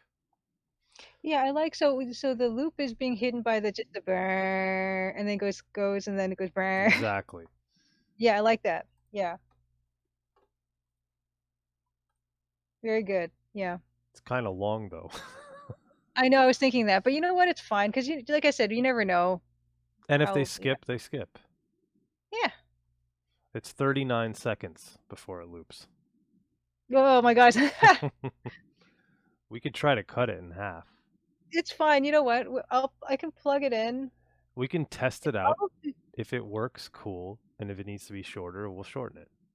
it's fine. It's longer than Even if we it expected. probably honestly the amount anyone's ever gonna really hear if they're not just going to the washroom will probably go brrr, bum bum bum bum bum bum bum bum bum bum bum, and that's it. Because it's that Probably quick. like You less can than read 10 through that seconds. quick. Yeah, Whatever. That's cool then. that's fine. Okay. Now we got to come up with a transition stinger. So now we need 10 seconds of audio. And the title of the chapter is It's chapter 5, Escalations. Escalations. Spoiler alert. The chapter 5 name is Escalations. That's the spoiler.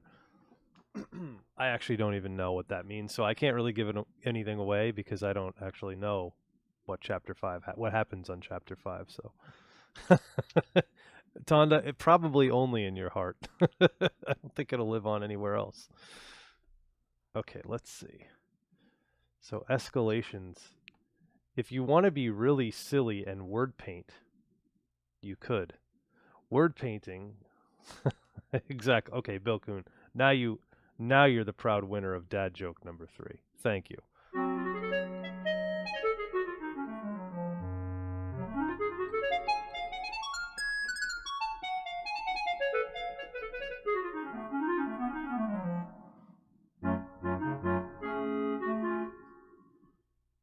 We should escalate.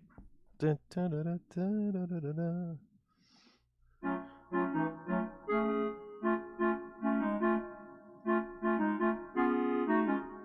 I don't this Now, what you didn't really is this isn't dread anymore. We don't um really have feeling words for this part of it yet, do we? okay. So let's see. So we have this dread, and then there comes to be this realization that things have changed, and it's from now on it's going to be like more tense and more like yeah. But Um it's still a chapter start.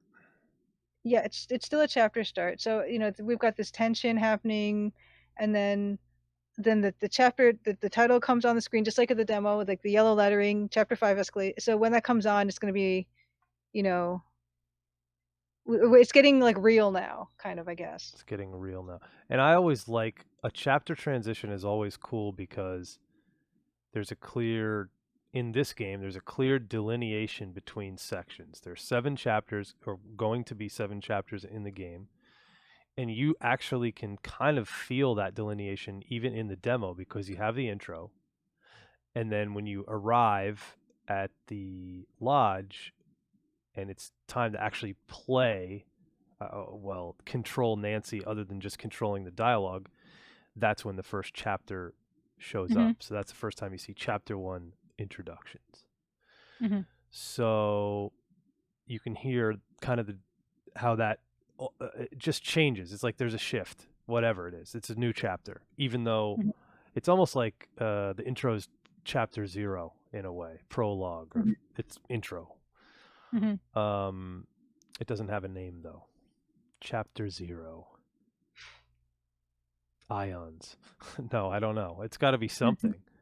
That was a really bad dad joke. That's like dad joke number 3.5. Ugh. I can't even give myself a full dad joke point for that. But I'm trying to think of it because I'd like it to kind of refer to this other part because it seems like they're going to kind of go together. And if you play to the end of for anybody who's beaten or played to the end of the demo, there's something, I'm not going to spoil it, but there's something that happens at the Eden Wave, come on. That's dad joke number 4 or 5 there. Um, there's something that happens at the end of the demo that kind of it's a bit of a cliffhanger, Mhm. and you're going to then go into chapter 2 when the full game is released, and it'll be a clear delineation between the end of chapter 1 and the beginning of chapter 2, right? Mhm. Mhm. So it's kind of this one's kind of similar in that you're getting it's not a cliffhanger, but you're getting some piece of information or some piece of the story has now like impacted, and then whoa, now we're in a new chapter. Holy crap. That kind of feeling, right? Is that fair?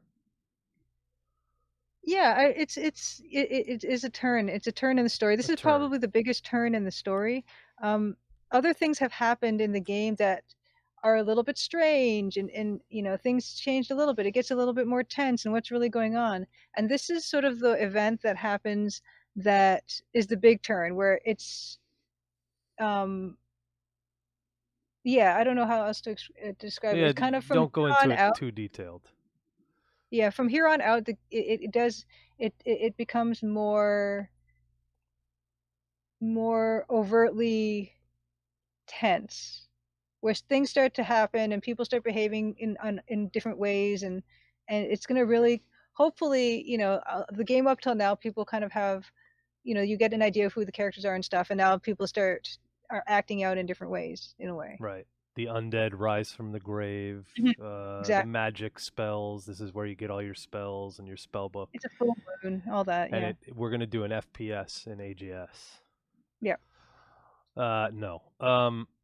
But yeah, I get that. So it's almost like I hate to do this, but I'm going to. I liken it to music, where it's almost like the climax of the song or the music, the piece is typically like what do they call it? The golden rule or the golden.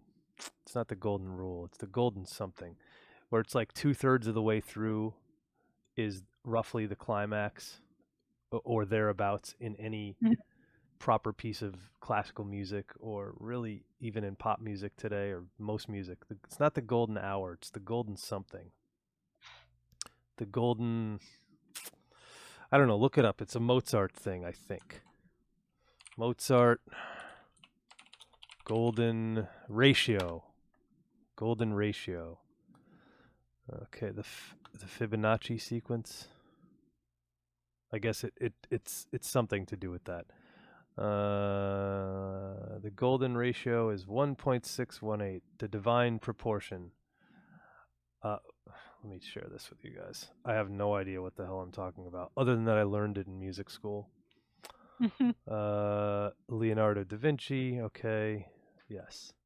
The Fibonacci sequence in music. 8 divided by 13 equals... Oh my god. Mozart. Piano sonatas. Okay. I have no idea, but I don't know that I would use this exactly to write music, but it's something about how long the length is in reference to the climax of the music. I guess in composition of art, I don't know, Julia, you would be much more able to talk about something like this than me, but does that I make mean, I sense could to definitely you? talk about the golden ratio in terms of proportion and composition for art for sure. Yeah, yeah. I Yeah. mean, it's a way to keep things more dynamic and not a static feeling. Yeah, I mean, it's a whole thing we do in school too. We did in school. So you did it in art school as well.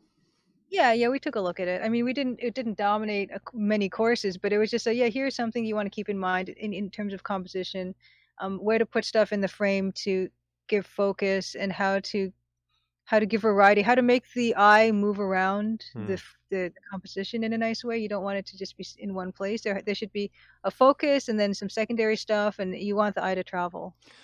And is that something that you're conscious of when composing art? Yeah, yeah, I think so. I mean, well, I think In your case, visual art, obviously. it depends. I mean, if you're just drawing something from life, then you might not be thinking about it. But for instance, when I was doing a lot of editorial illustration, a lot of it was to like visual concepts.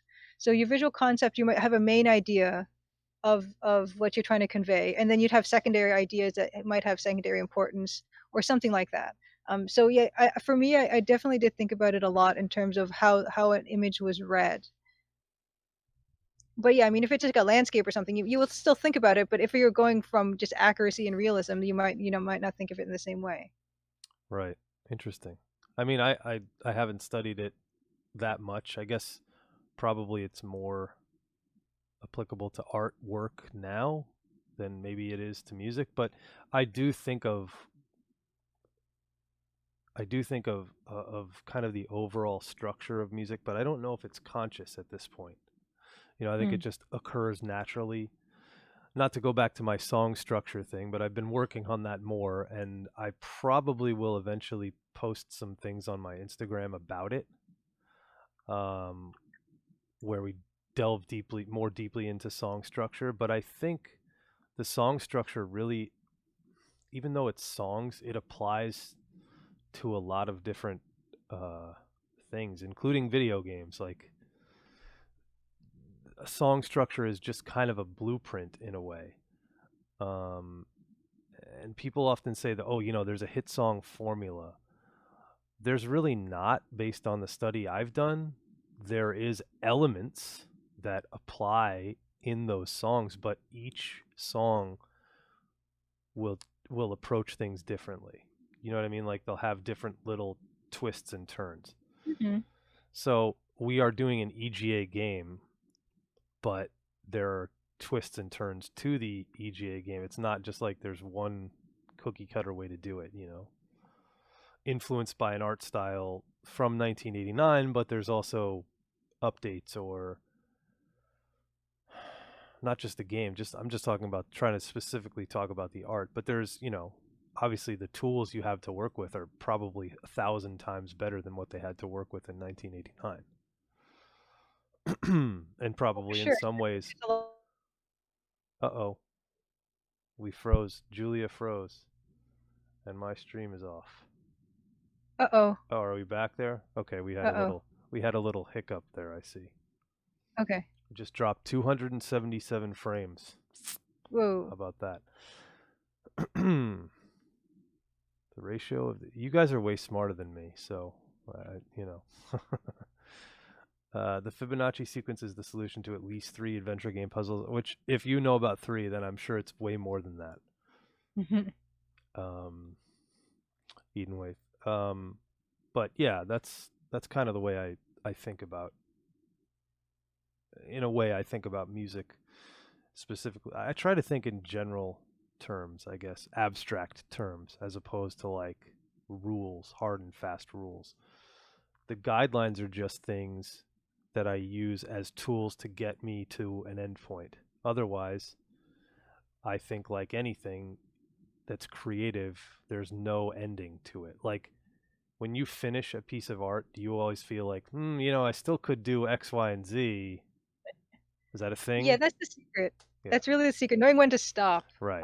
Although that part can be taken out of your hands if you're working towards someone's deadline, where they're like, "Okay, this has to go to press by 5 o'clock tonight, so you're done at whatever you would at whatever point you reached, you're done at that time." So that's kind of good. It's good and bad, but it's good in that, yeah, okay, well, I have to stop now. But on something, if it's self-directed work, like my own personal pieces, or even something like this game where I don't really have a fixed deadline, that can be a bit troublesome and tricky because you can easily say, I'm going to work 2 nights on this bug about dumping water in a bathtub that no one's going to see. Um, and yeah, I mean, it's a matter of, yeah, I can keep adding and picking at stuff and improving stuff forever, but it's a matter of trying to figure out how much is enough and then trying to finish something. With any type of art. I mean, you're probably the same way with music, or you can just keep fiddling with it. Identical. Identical. Yes. And I see that mostly in students that I'm working with, or new artists or new producers or new engineers or whatever. You don't have an infinite amount of time. Yep. And I think as a student or a younger person, we often did, especially, we're at home living with our family or whatever, parents, grandparents, whoever, and we're like, oh yeah, we have all the time in the world because, you know, we're not paying rent and keeping our light bills and things like that. Real artistship. Yeah, exactly. And additionally, when you get into a professional environment, there are deadlines, even if you're self directed. Or you quickly realize that your art, as you are currently approaching it, is not sustainable because you have these deadlines. You don't have these deadlines, so you can keep working on it. And hence, somebody will work on something for 10 plus years. I don't think that's, generally speaking, a realistic amount of time, unless you're building, a 50-story building, or you're building, some of the great pyramids of Egypt or something, then maybe. But you have to figure out how to effectively accomplish a task that's in front of you. And Yep. sometimes just identifying the really stupid and simple things is what gets you to where you need to go. So I try to get that. I notice it with my students all the time. They're not able to finish songs for various reasons, but a lot of it is just, do they have the tools to understand what they need to do in order to get to a finishing point? Now, once they get to that point, if they're like, oh, I want to keep working on it, I get it. But I think a lot of times they need help. And we've talked about this a little bit. I've talked about it on my Twitter, where people were talking about writer's block. And do you get Hmm. writer's block? And I think it's a little different for people writing words and text. But with music, I don't really think there's much of an excuse to have writer's block, unless you've been writing for, like months on end, and you're just like, oh my God, I can't write one more thing. Well, then you just need a break. Hmm. But otherwise, there's a lot of tools to use to prevent you from having those issues. I don't know if you can do that so much with words or art other than deadlines. Well, in terms of overworking art, I mean, there's actual physical danger when you're working non-digitally. So if you're working on a watercolor painting or something, you can overwork it to the point where you can't reverse what you've just done. Um, so that's another aspect that's really not there for music is you can physically overwork something to the point where you've destroyed it irrevocably or irrevocably, however you pronounce it. Well, Other type I of like painting what is more Cosmic Void just said. Does that apply to you? once you've written for tens of thousands of hours or more, trust me, you won't experience writer's block again. Um, I don't think I experienced writer's block working on the Crimson Diamond. I did get into parts and places where it's all kind of like you're constructing a huge puzzle. So for me, I was trying to figure out how things logically would fit together. Even in chapter 4 right now, I'm having a bit of difficulty trying to decide what is going to go where. But that's not really writing, it's more like logistics. Logistics, but I think logistics and understanding that is how you kind of can get through the That's process. true. So you Yep. set it up like a process. Yep. So what Franz Schubert, Dan just called you out on. Didn't he die during the writing of the Unfinished Symphony? Isn't that why it was unfinished? I think that's why. I'm not sure. But yeah, that if you have a process of how to approach it, that's what I want to instill with Hmm. people who are learning to compose music or write songs or Hmm. whatever, is that if you follow a process, you can get from a start point to an end point, like anything, approaching it in small steps. No, he wrote two movements and then died 6 years later. Well, you don't know what happened in those last 6 years. Robert Schumann really suffered his end of life. He was being treated with mercury for syphilis. That's not too cool. I don't think they use mercury as a treatment for anything these days. But anyway, um, yeah, to have that process and to have it refined and broken down into stupidly simple steps that anybody could follow, like my dog could follow. I don't have a dog, but if I did, they could follow it, you know? Like just something as simple as starting with a tempo or knowing that I need to start like this kind of doesn't have a tempo. It does have a tempo, a pulse, but it doesn't have a time signature. I was counting along when I played this last little stinger piece, and I was counting along, and it's really, really wild. Like there's a bar of 13, a bar of 6, a bar of 7, a bar of 5. It was pretty weird. So anyway, yeah, so just having those little pieces of the process to like hints almost or step that you follow to get like how do we get to the next step because we're stuck here. How do we get to the next step? Okay, this needs this needs that. How do you know all that stuff? And I'm in the process of trying to put all that together into words so that I can help somebody do it as opposed to just you need me to be there, I'd rather not have to be there every time somebody is trying to write a song effectively and get a piece composed effectively. So anyway, let's try to see if we can get this last little piece here. Sure. Escalations. So this is where we're coming from. Next question. Should it come in big? Should it come in small? Should it come in subtle? Should it come in... I was thinking it could come in big and you kind of like as an escalation, like build, kind of start and go, I in like 10 it. seconds. Yeah, I like it. That makes sense. Coming from this, it makes sense. Yeah.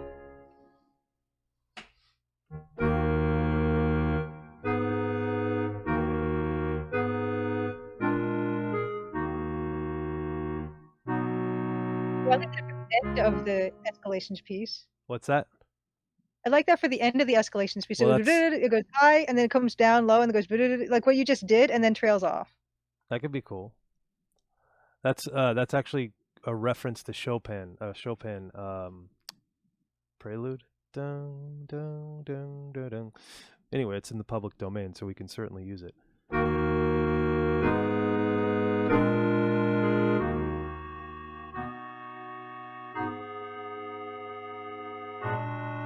Maybe not. I don't know. Maybe it's too. So a bit of that was good though.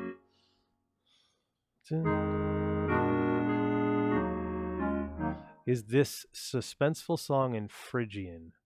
No, it's not in Phrygian. That's just straight up. Or you mean the previous one? If it's the previous one you're talking about, Cosmic Void, I don't think I wasn't thinking of a particular mode. I think it's kind of a little bit atonal. The previous one, I couldn't even tell you. I'd have to kind of think about it. I don't think it's Phrygian because Phrygian really is. It has a half step at the beginning. I don't know.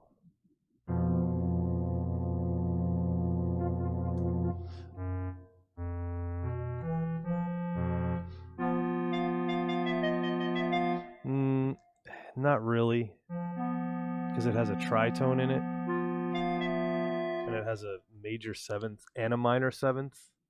If you're analyzing it that way, it's another octatonic scale, so it's not in a mode. It's not a seven note mode. So not really. I don't know. It's not even really Lydian. It's Lydian with an added flat 7, if you want to get like kind of technical about it. It's a little weird, but it's, I think. It might change though.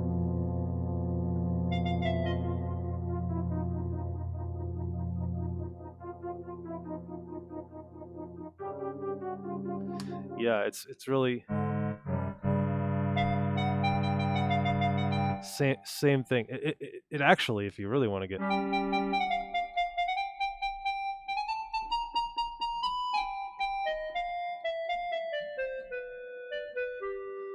that's Rhapsody in Blue, but it's not really that because that's more bluesy, jazzy. This doesn't really have that in there. I don't think you can analyze it really.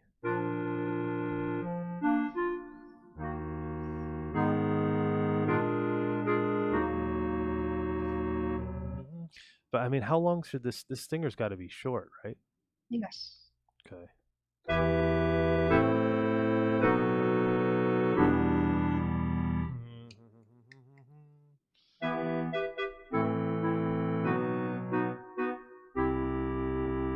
Should it end on a ending type of chord? Should it end on a cliffhanger? Should it end? Does it matter? Probably can hang on a cliffhanger type Okay. of thing. Yeah.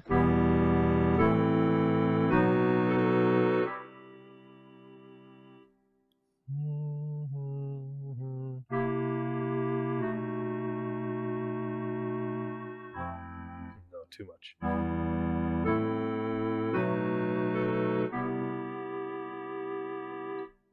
Not weird enough.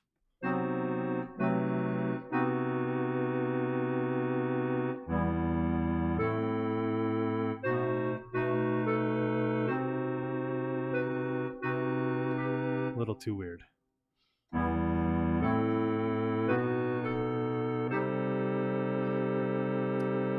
I think it actually hit Rhapsody in Blue hit public domain in 2021 or 2020. One of the composers, he's really a concert pianist. I'm in a Facebook group for piano technique, which is like mostly focused on classical music, because I still play it a lot, even though I'm not gonna perform it really. He actually did an arrangement of Rhapsody in Blue that he waited years to publish because he didn't want to lose all the money from it.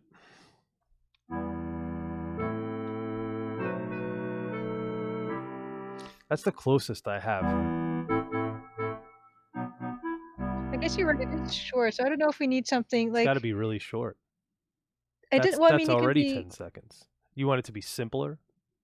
No, not necessarily, but I mean, because I mean, it's just chapter 5 escalation, so it doesn't take people that long to read it. But after the text leaves the screen, it can still be playing a bit and then ends on its own. What if we do something more like that, where we have kind of like a little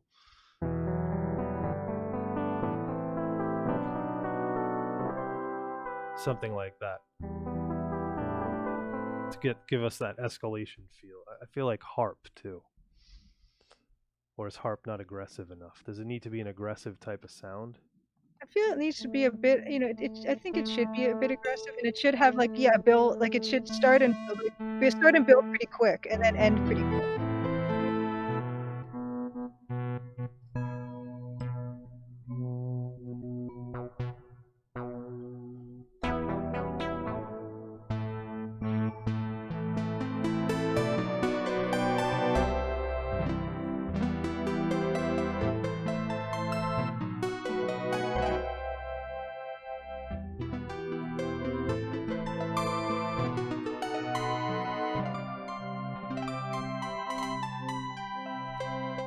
And too pretty.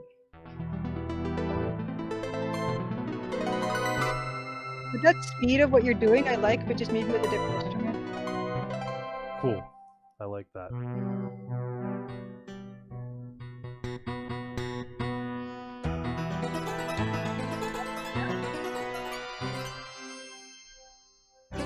That could actually work.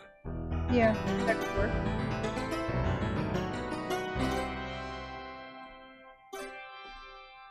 With a cliffhanger ending, yeah.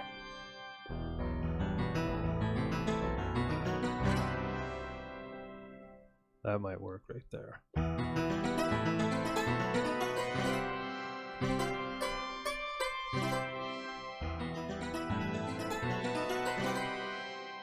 Maybe it should have a down ending. I don't know.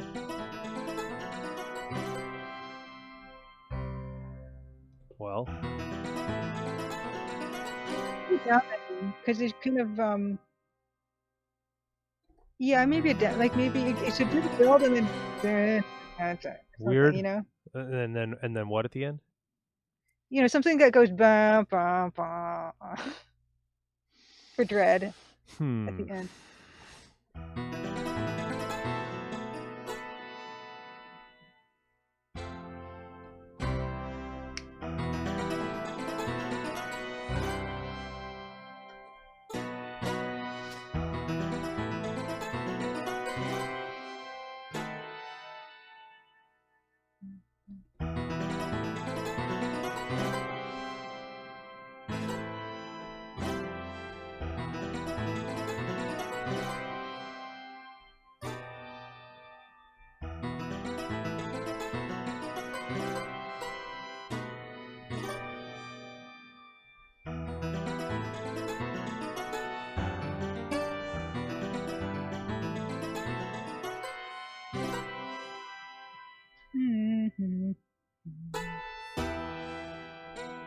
It's pretty long. It's my only hang up about it. You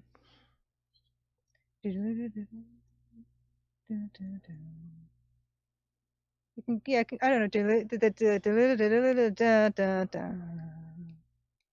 or something. Well,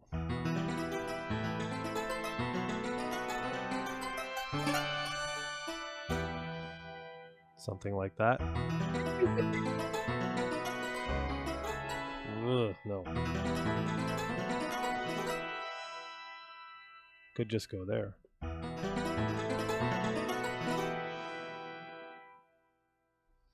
Yeah, that's good. I do want to go. Cliffhanger? You want more cliffhangery? Well, maybe I was wrong with the cliffhanger. Maybe I want downer ending. Okay.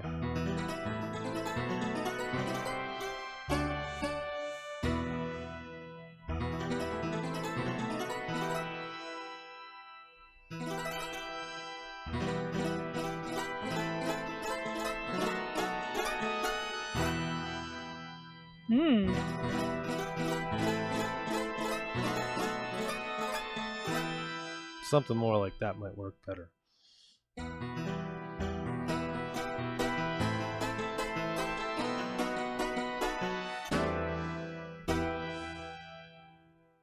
Despite his short lifetime, Schubert left behind a vast word I don't know, including more than 600 secular vocal works, mainly lieder, which are songs, 7 complete symphonies, sacred music, operas, incidental music, and a large body of piano and chamber music. Over 173 opuses, so I think he's hardly criticizable for 2 unfinished pieces. How did he die? What did he die of? He must have died of some weird disease that we don't have to worry about as much these days.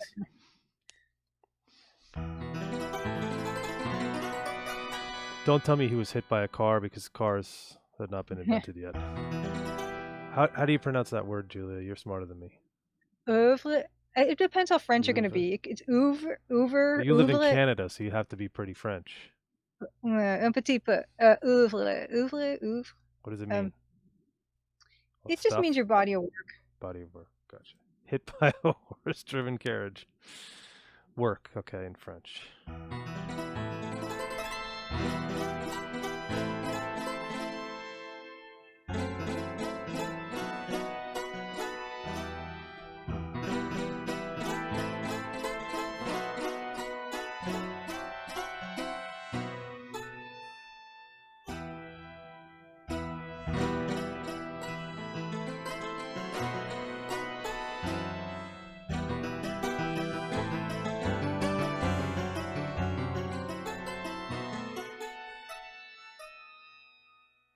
Marie Curie's husband was killed by a carriage.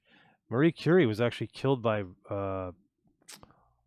radium, um, radioactivity, as far as I remember. She kind of is responsible for inventing chemotherapy, modern chemotherapy. I might be using that wrong, but she's the one who used radium or radioactivity uh, to treat I think it was cancer. That was the reason they used it, because it killed living things that you put it near.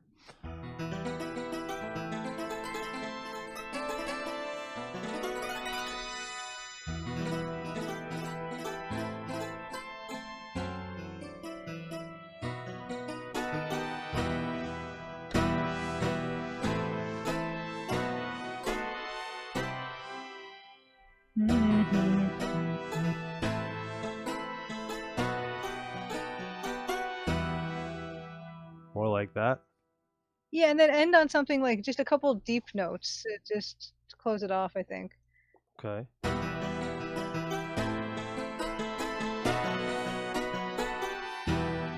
And then we'll orchestrate it a little differently. Yeah, we can do that. Now here I will put in a tempo. No, I won't, because I can't. Radiation therapy. Both are used to treat cancer. I'll have to ask my buddy who's a radiologist. He's a specialist for cancer. Franz Schubert also died of syphilis or mercury poisoning. So yeah, probably syphilis. I don't know why everybody had syphilis back in the day, but I guess it was pre Jonas Salk. Not Jonas Salk. Who did the penicillin? That wasn't Jonas Salk. Banting and no, is it Banting and Best who did penicillin? Not sure, but penicillin was the deal. Fleming, Alexander Fleming. Fleming, okay. Fleming, yeah. Clocks used to have radium dials that light up in the dark, which was considered cool before. Jesus. Yeah, that would not be good. Walther Fleming? Sorry, Walther Fleming? Oh, wait, Sanford Fleming. Yes, Salk was polio, yep. Banting and Best discovered insulin. Okay, how about that? Look at this. This is an educational as hell stream. I've learned a lot today. I hope the rest of you have.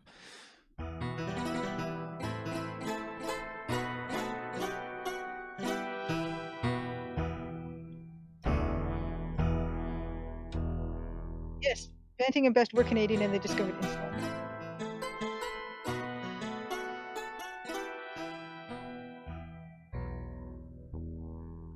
Something more like that.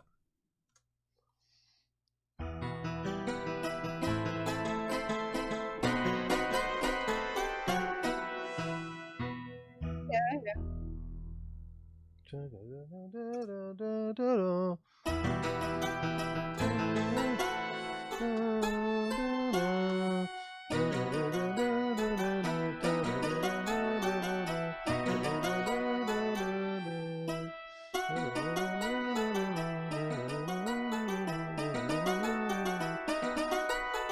That's better.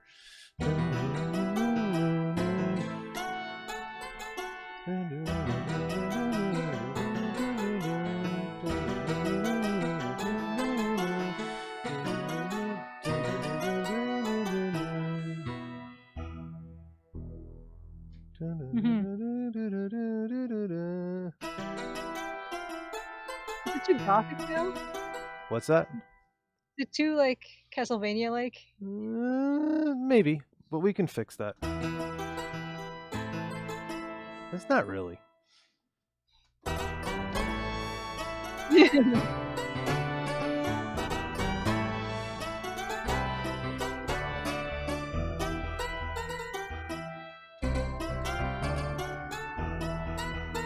No, I don't think so.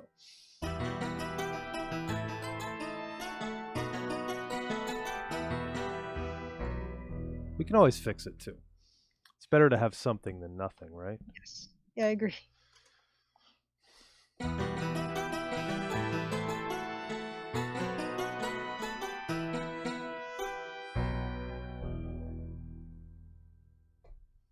Almost. Let me listen to that. Da da da da da da.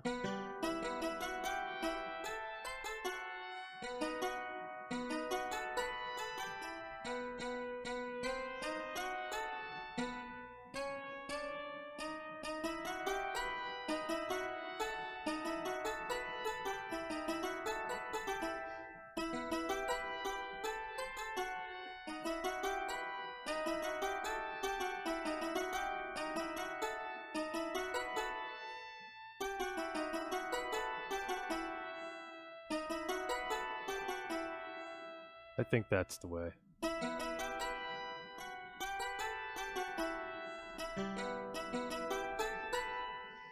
Let me see if I can do this here.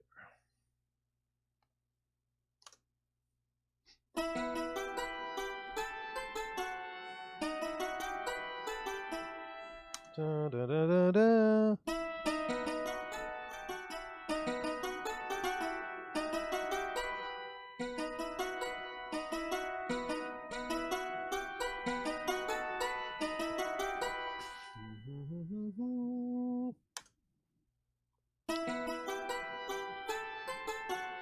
Da, da, da, da, da. Yeah, that's it. Da, da, da, da, da.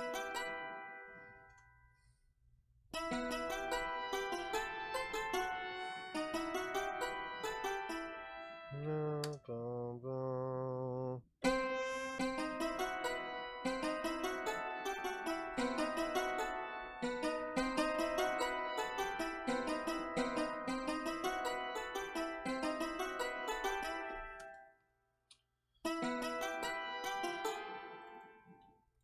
Ooh.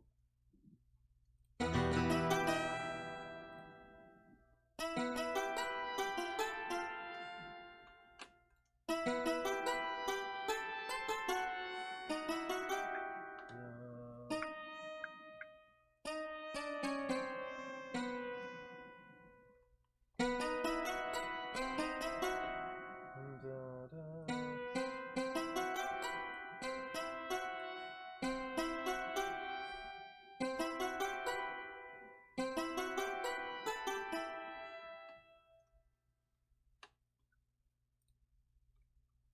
And I got an idea for a background to this that'll help Okay. give us that energy.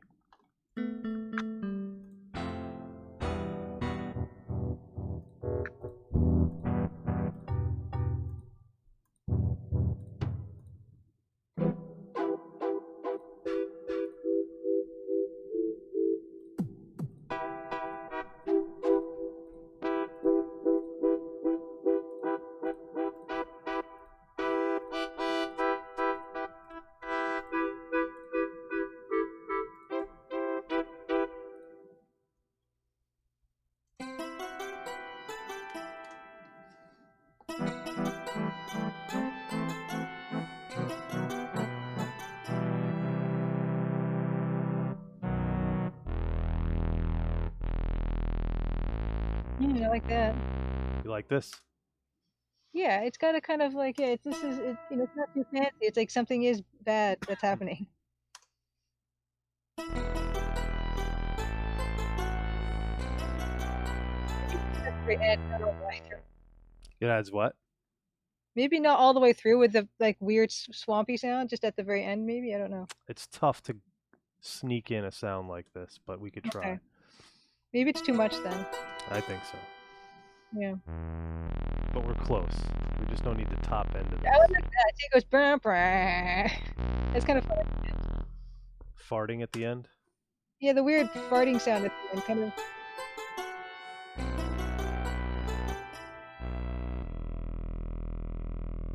That's actually not Like bad. subtly farting at the That's not end. bad.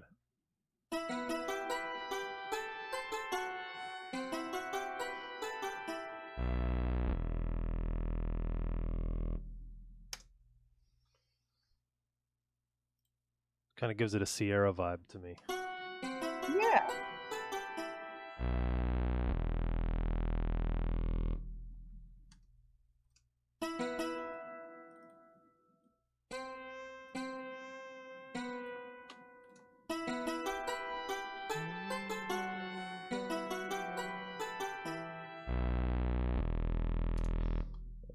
timed that wrong, but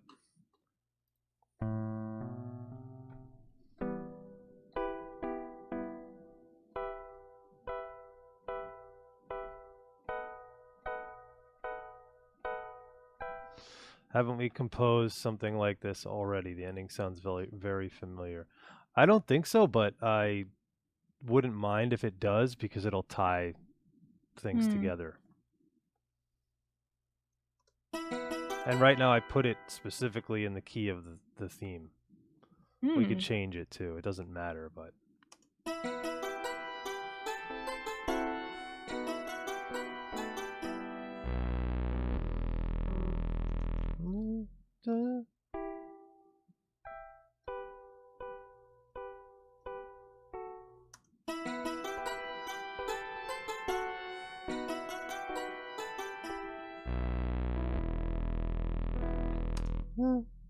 I want like a voice thing.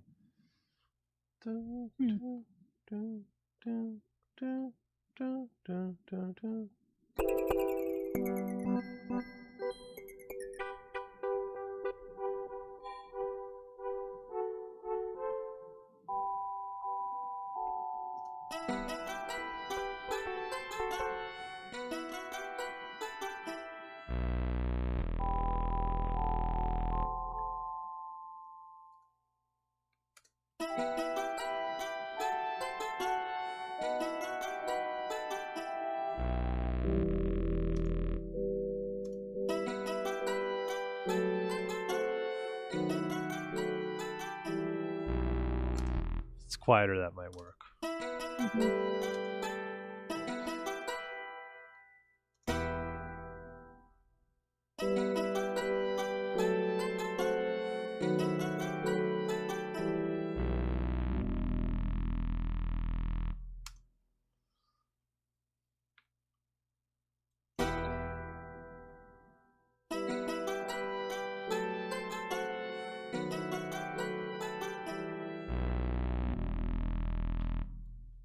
I wonder, I feel like the second half of that is working. I wonder if the first half could be more escalating, like, because we had some earlier stuff where it was more quicker. Yeah, and then the second part goes ba ba ba ba ba ba ba ba ba. Good.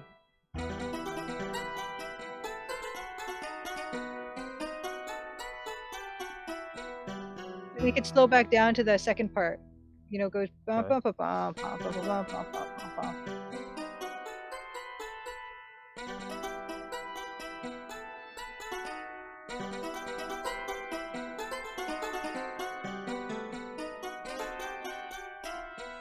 I would like that tempo change where it goes quick and then it kind of goes, you know, and then it kind of goes back down to the.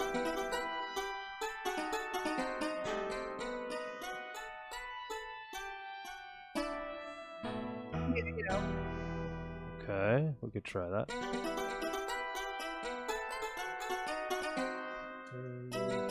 More dread. It sounds getting fun. It sounds what? It sounds fun. Is that good or bad? I don't know if we can get something quick like that. I mean, it's hard to do quick and dread, I suppose. We could also go a completely different direction and scrap what we have.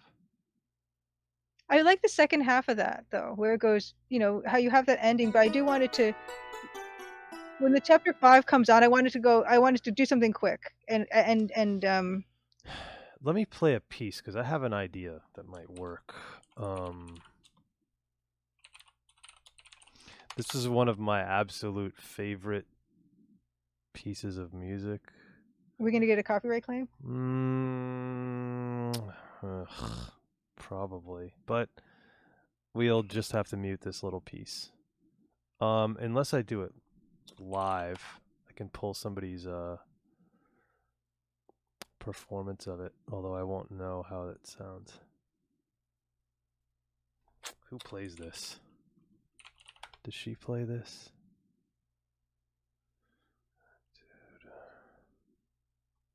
Dude. Ooh, Richter. Yes, we probably will get a copyright claim for this, but This is not a wave. not for this. It's the chaos of creativity. Oh Hmm. God. That's not what I was doing. It's a piano piece. It's a solo piano classical piece written in the 1800s. Not an ad for an HP computer. Okay, here we go. Чудо. Но это не я выдумываю, это оно само звучит. Не темперированный строй, как они фальшиво как-то идут. Why are we talking Душа. over it? Это просто несчастье сейчас этими.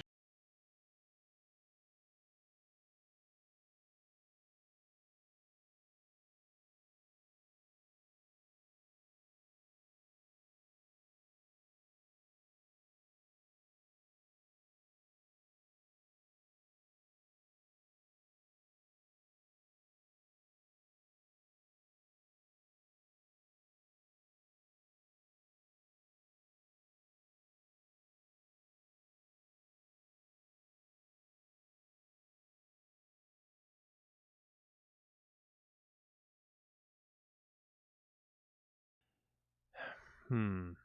It's like a fluttery piano that's kind of is Fluttery, anxiety kind of like, inducing. yeah, yeah. Yeah. Hmm.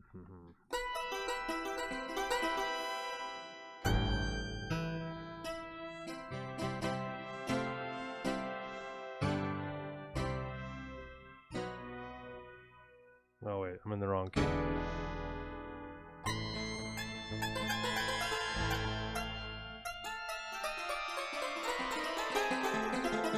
I can't play that damn song anymore.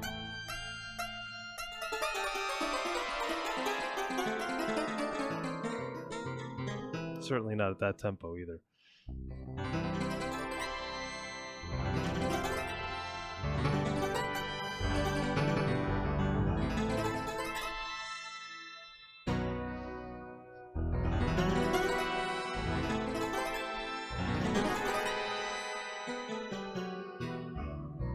Yeah, I think I like what's happening there a little bit. Yeah. Is it better than what we had? I like it as a beginning for the chapter 5 opening, and then just a quick hit of that, and then just a bit of like what we had just now originally.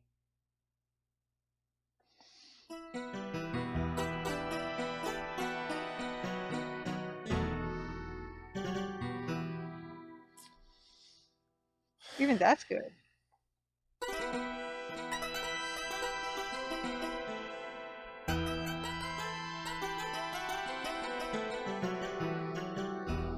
That could be cool.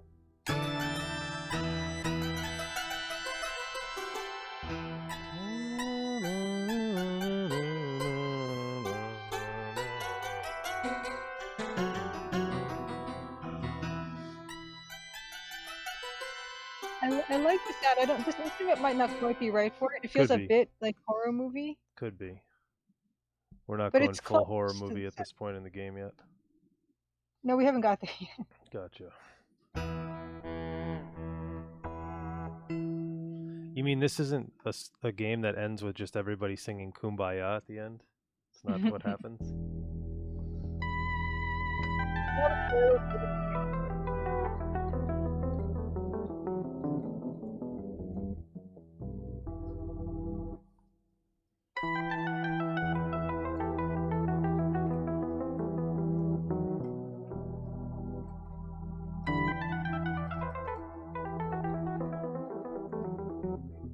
Ooh, I like that too. That's really good. Yeah.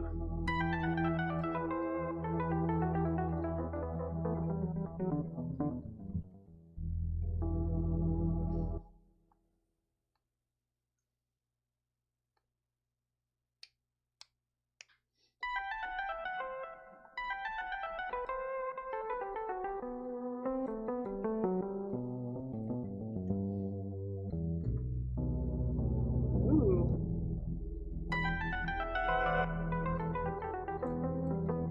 So,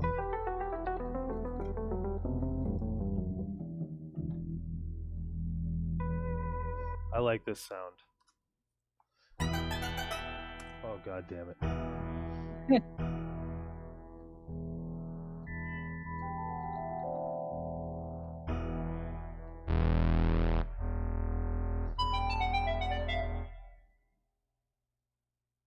That might not be bad for it. No, I like the sound I had. I want to go go back to it.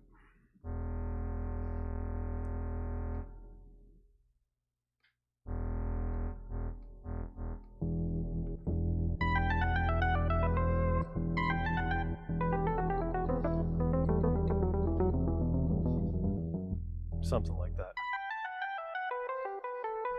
I'm going to record it and I'm going to cheat. And I'll show you guys how one can cheat.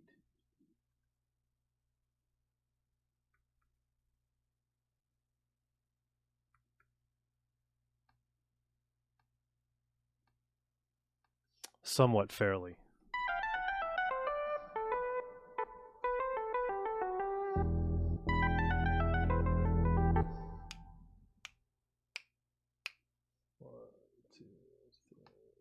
Oh, it's going to change all my tempos. Okay, so let me do it at the end.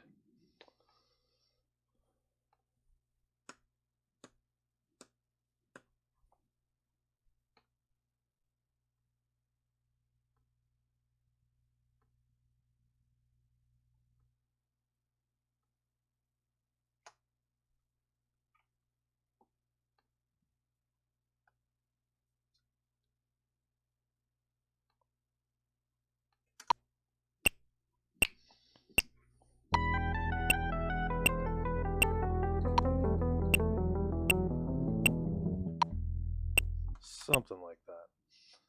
Mm-hmm.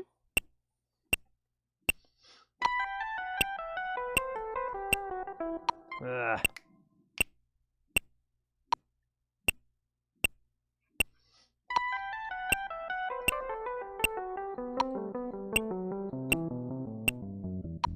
Something like that. Okay, let me try it again.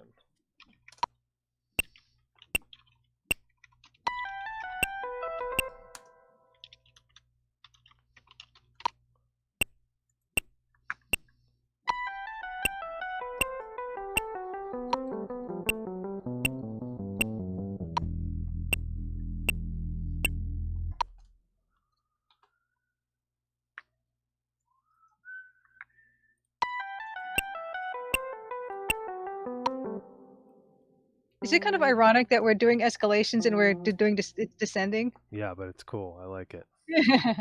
I'm not complaining.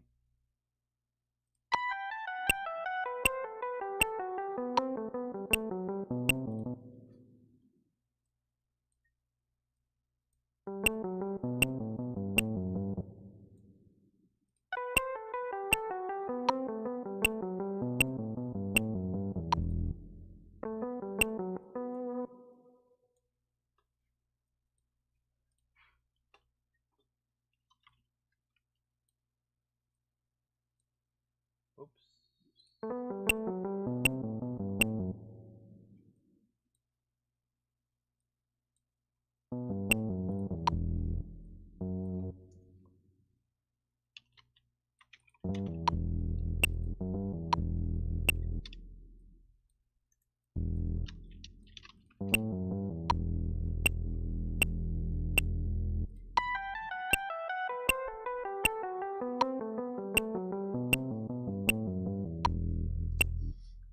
I like that, and I'm going to dress it up a little bit.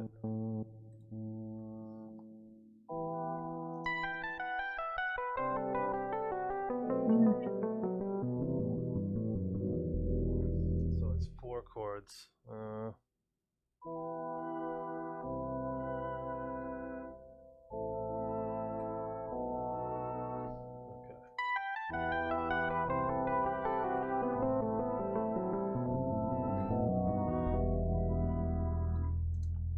Almost.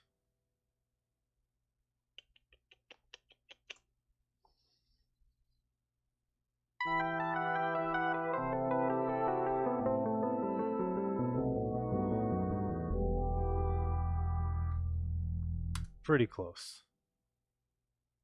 I think so.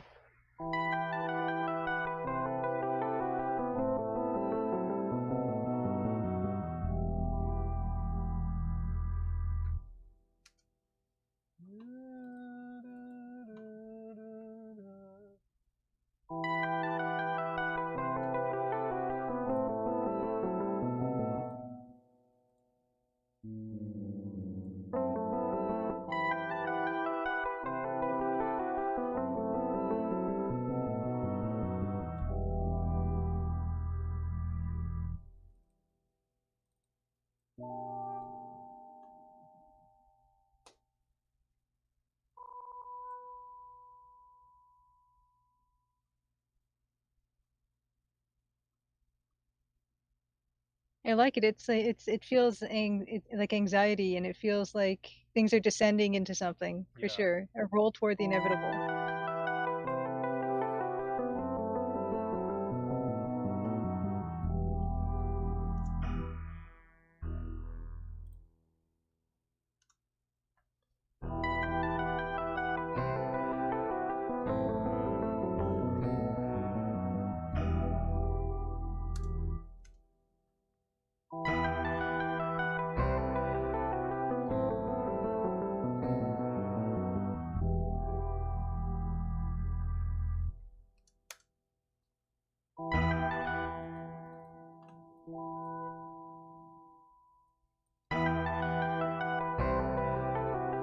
Mm, that one might be good.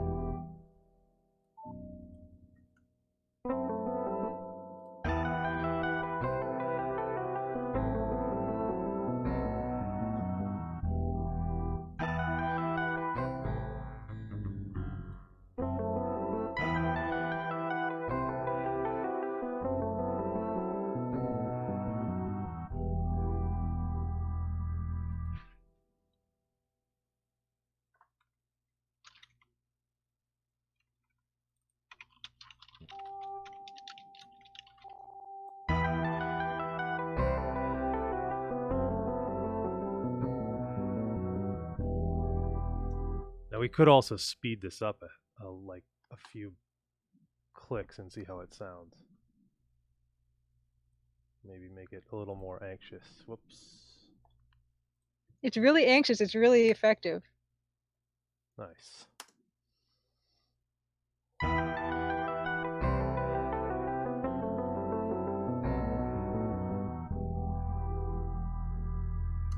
I prefer it at the other tempo, the slower tempo.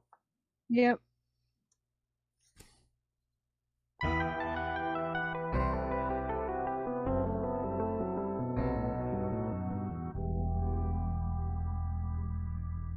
Yeah, I like it. I think that's the tempo. Hmm.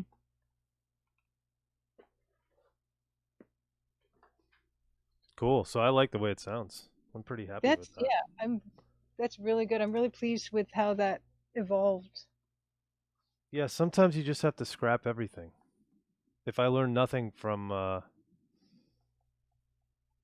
following the process, sometimes the process is taking everything and just you know crunkle it up and just toss it. You Well, know, now we have to do the other one where we dial it slower one more step and see if we think that's worse or what. bring it even slower than that. We could. I Just to don't hear mind what it that. sounds Yeah, I like. don't mind that at all.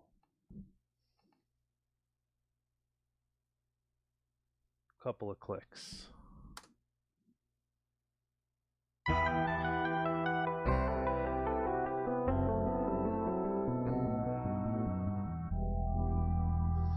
What if we even go a couple of more clicks?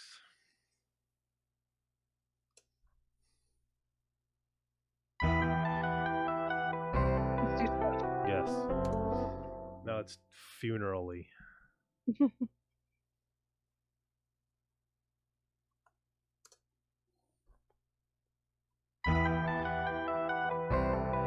Too slow. We had to see, you never know.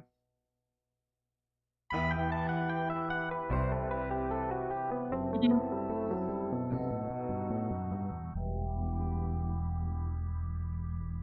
How do you Mhm. feel about that? Feel good about it. Feel good about it? Yeah. Yeah. I feel pretty good about it. So can we play the first bit to see how well it matches? Oh, I'm sure it doesn't. Oh no. um, We should have started with this piece first, I guess. Oops. no, it's okay.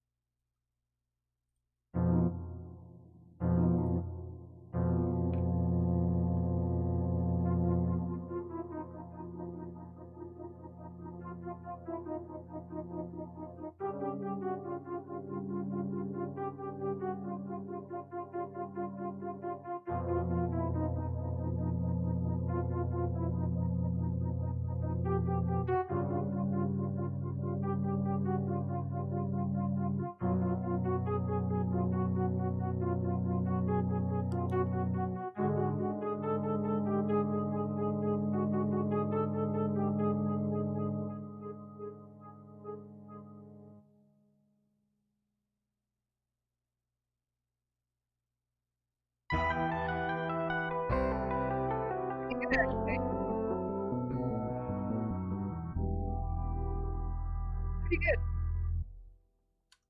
I like it. And Yeah. my only thought initially is the first part should be shortened like by Yeah. 2/3. Yeah. There's a bit where it goes up that we probably don't need. Well, I think the one change is probably all we need. So like this will be, check this out.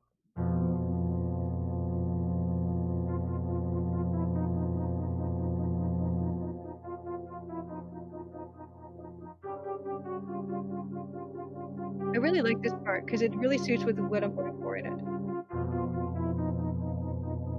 And then that could be pretty much it. Yeah. That's it. Yeah. Like something Yeah. really short like that. Yep. So I'm just going to put a cut in there, but I'm not actually going to cut it out.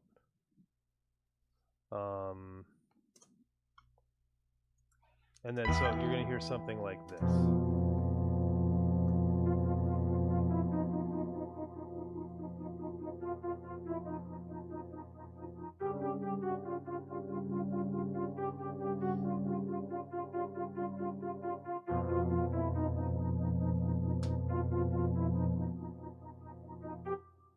Then that'll be it. And then you'll hear this.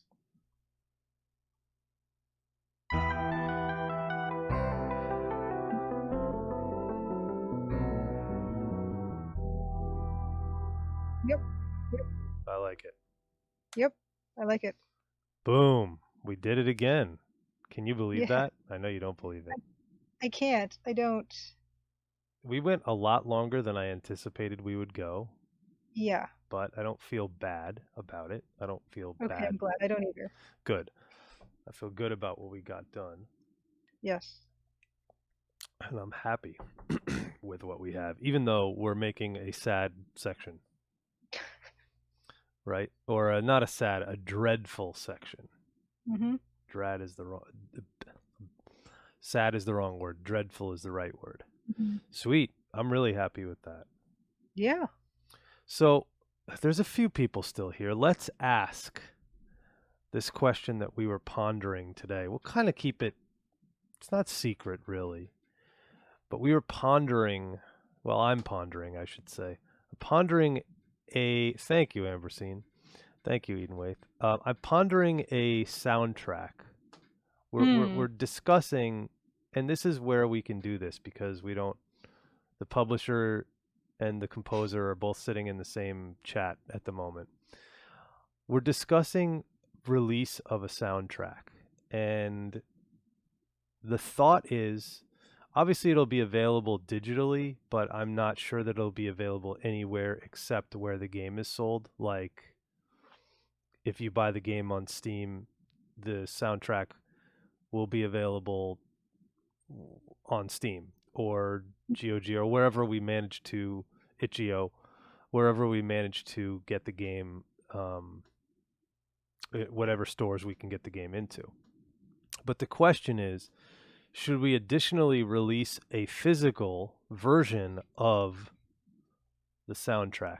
Now, I know probably most of you are going to say vinyl, and I'm going to go on the record right now and say it's near certainty that vinyl is not going to be possible, just given the sheer production cost and time that it takes, because it actually takes weeks, sometimes to months, to get vinyl cut and produced.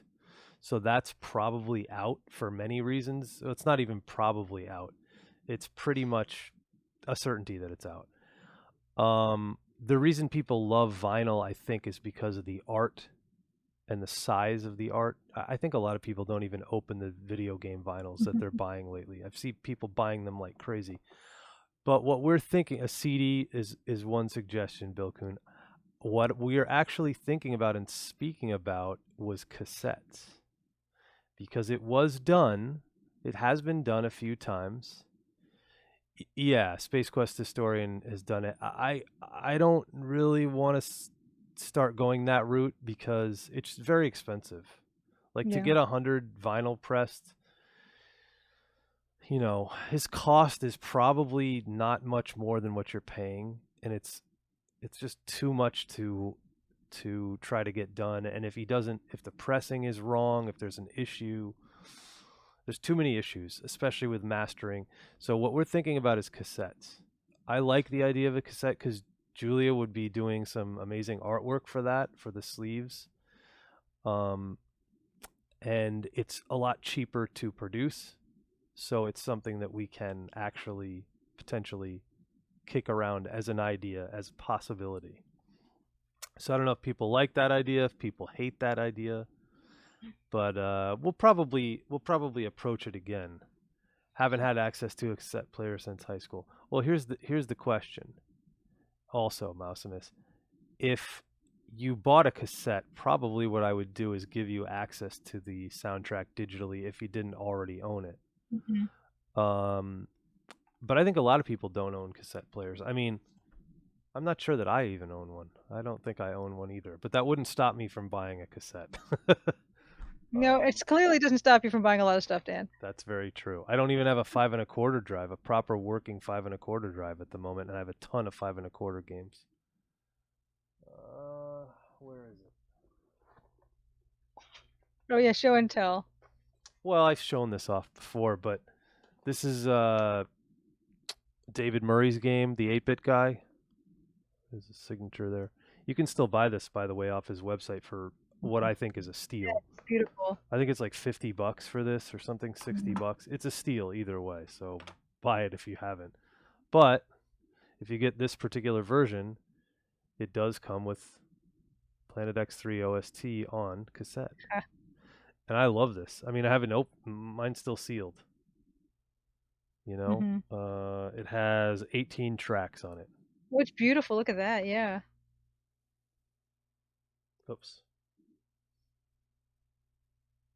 Yep. Yeah. Yeah, and I could design easily something like that if I Right. got the template. And I don't even know, there might be, there's more, like you can see in there, there's more to it than what I'm seeing. I just haven't opened it. My goal was to get the entire dev team to sign some part of this. My friend Jim Leonard, Trickster, what's his name? I think it's Moby Gamer on Twitter. He's one of the founders of Moby Games.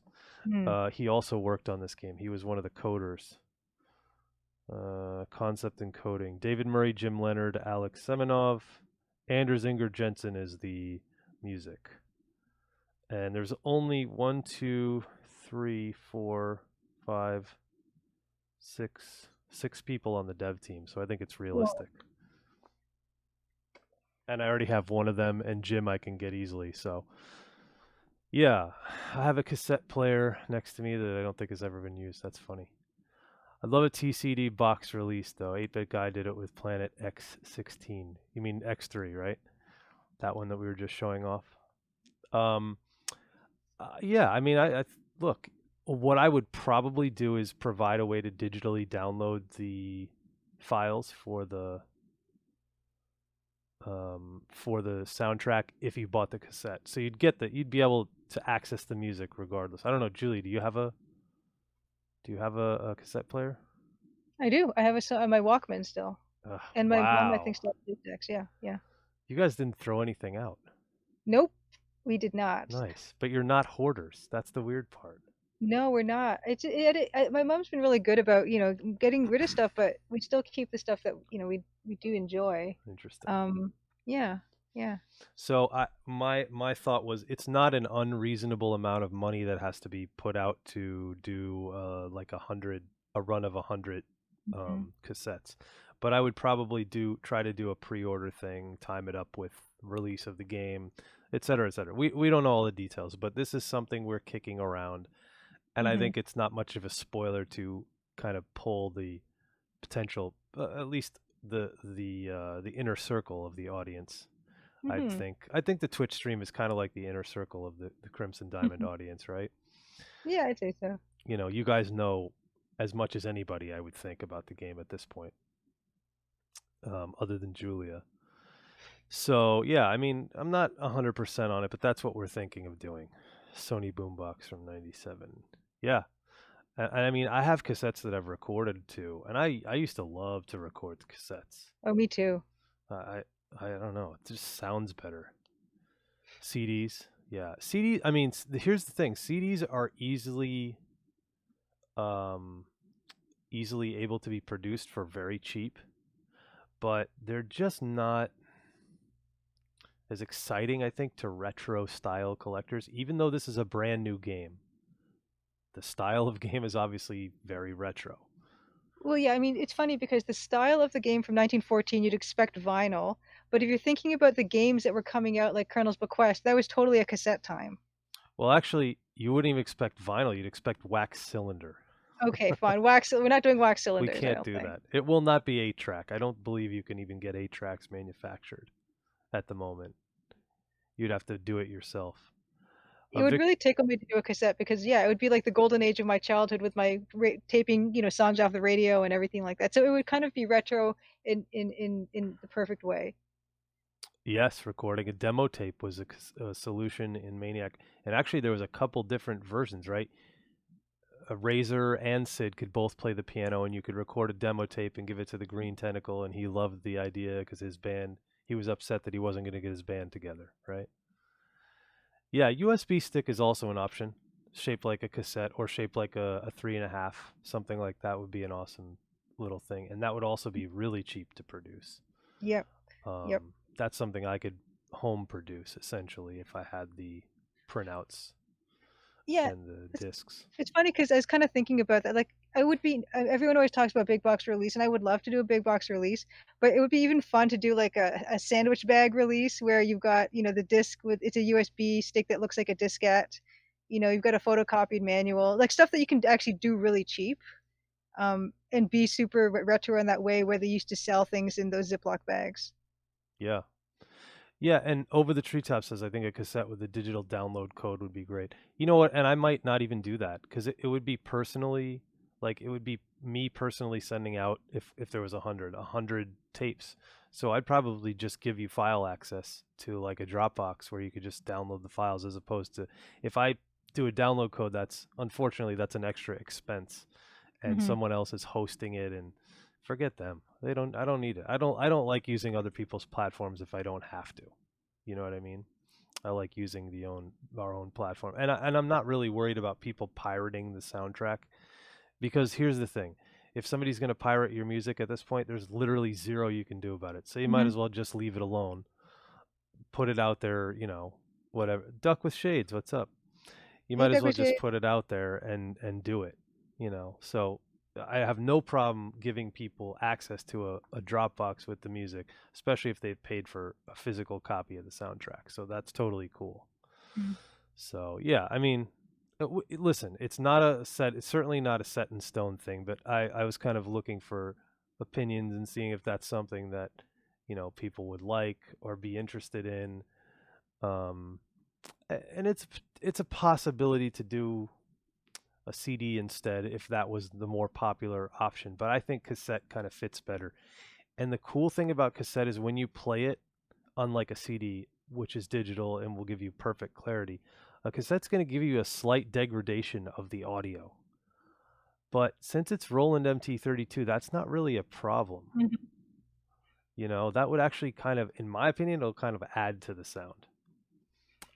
Vinyl is another problem because again, then you're taking a digital thing, putting it on vinyl. It's weird. It's just weird.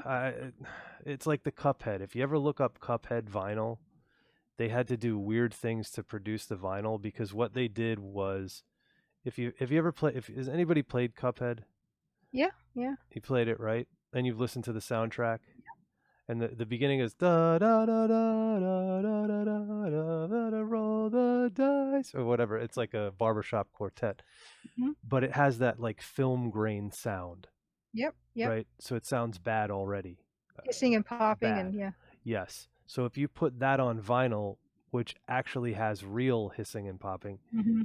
you're adding noise you're putting fake noise that's going to have additionally real noise.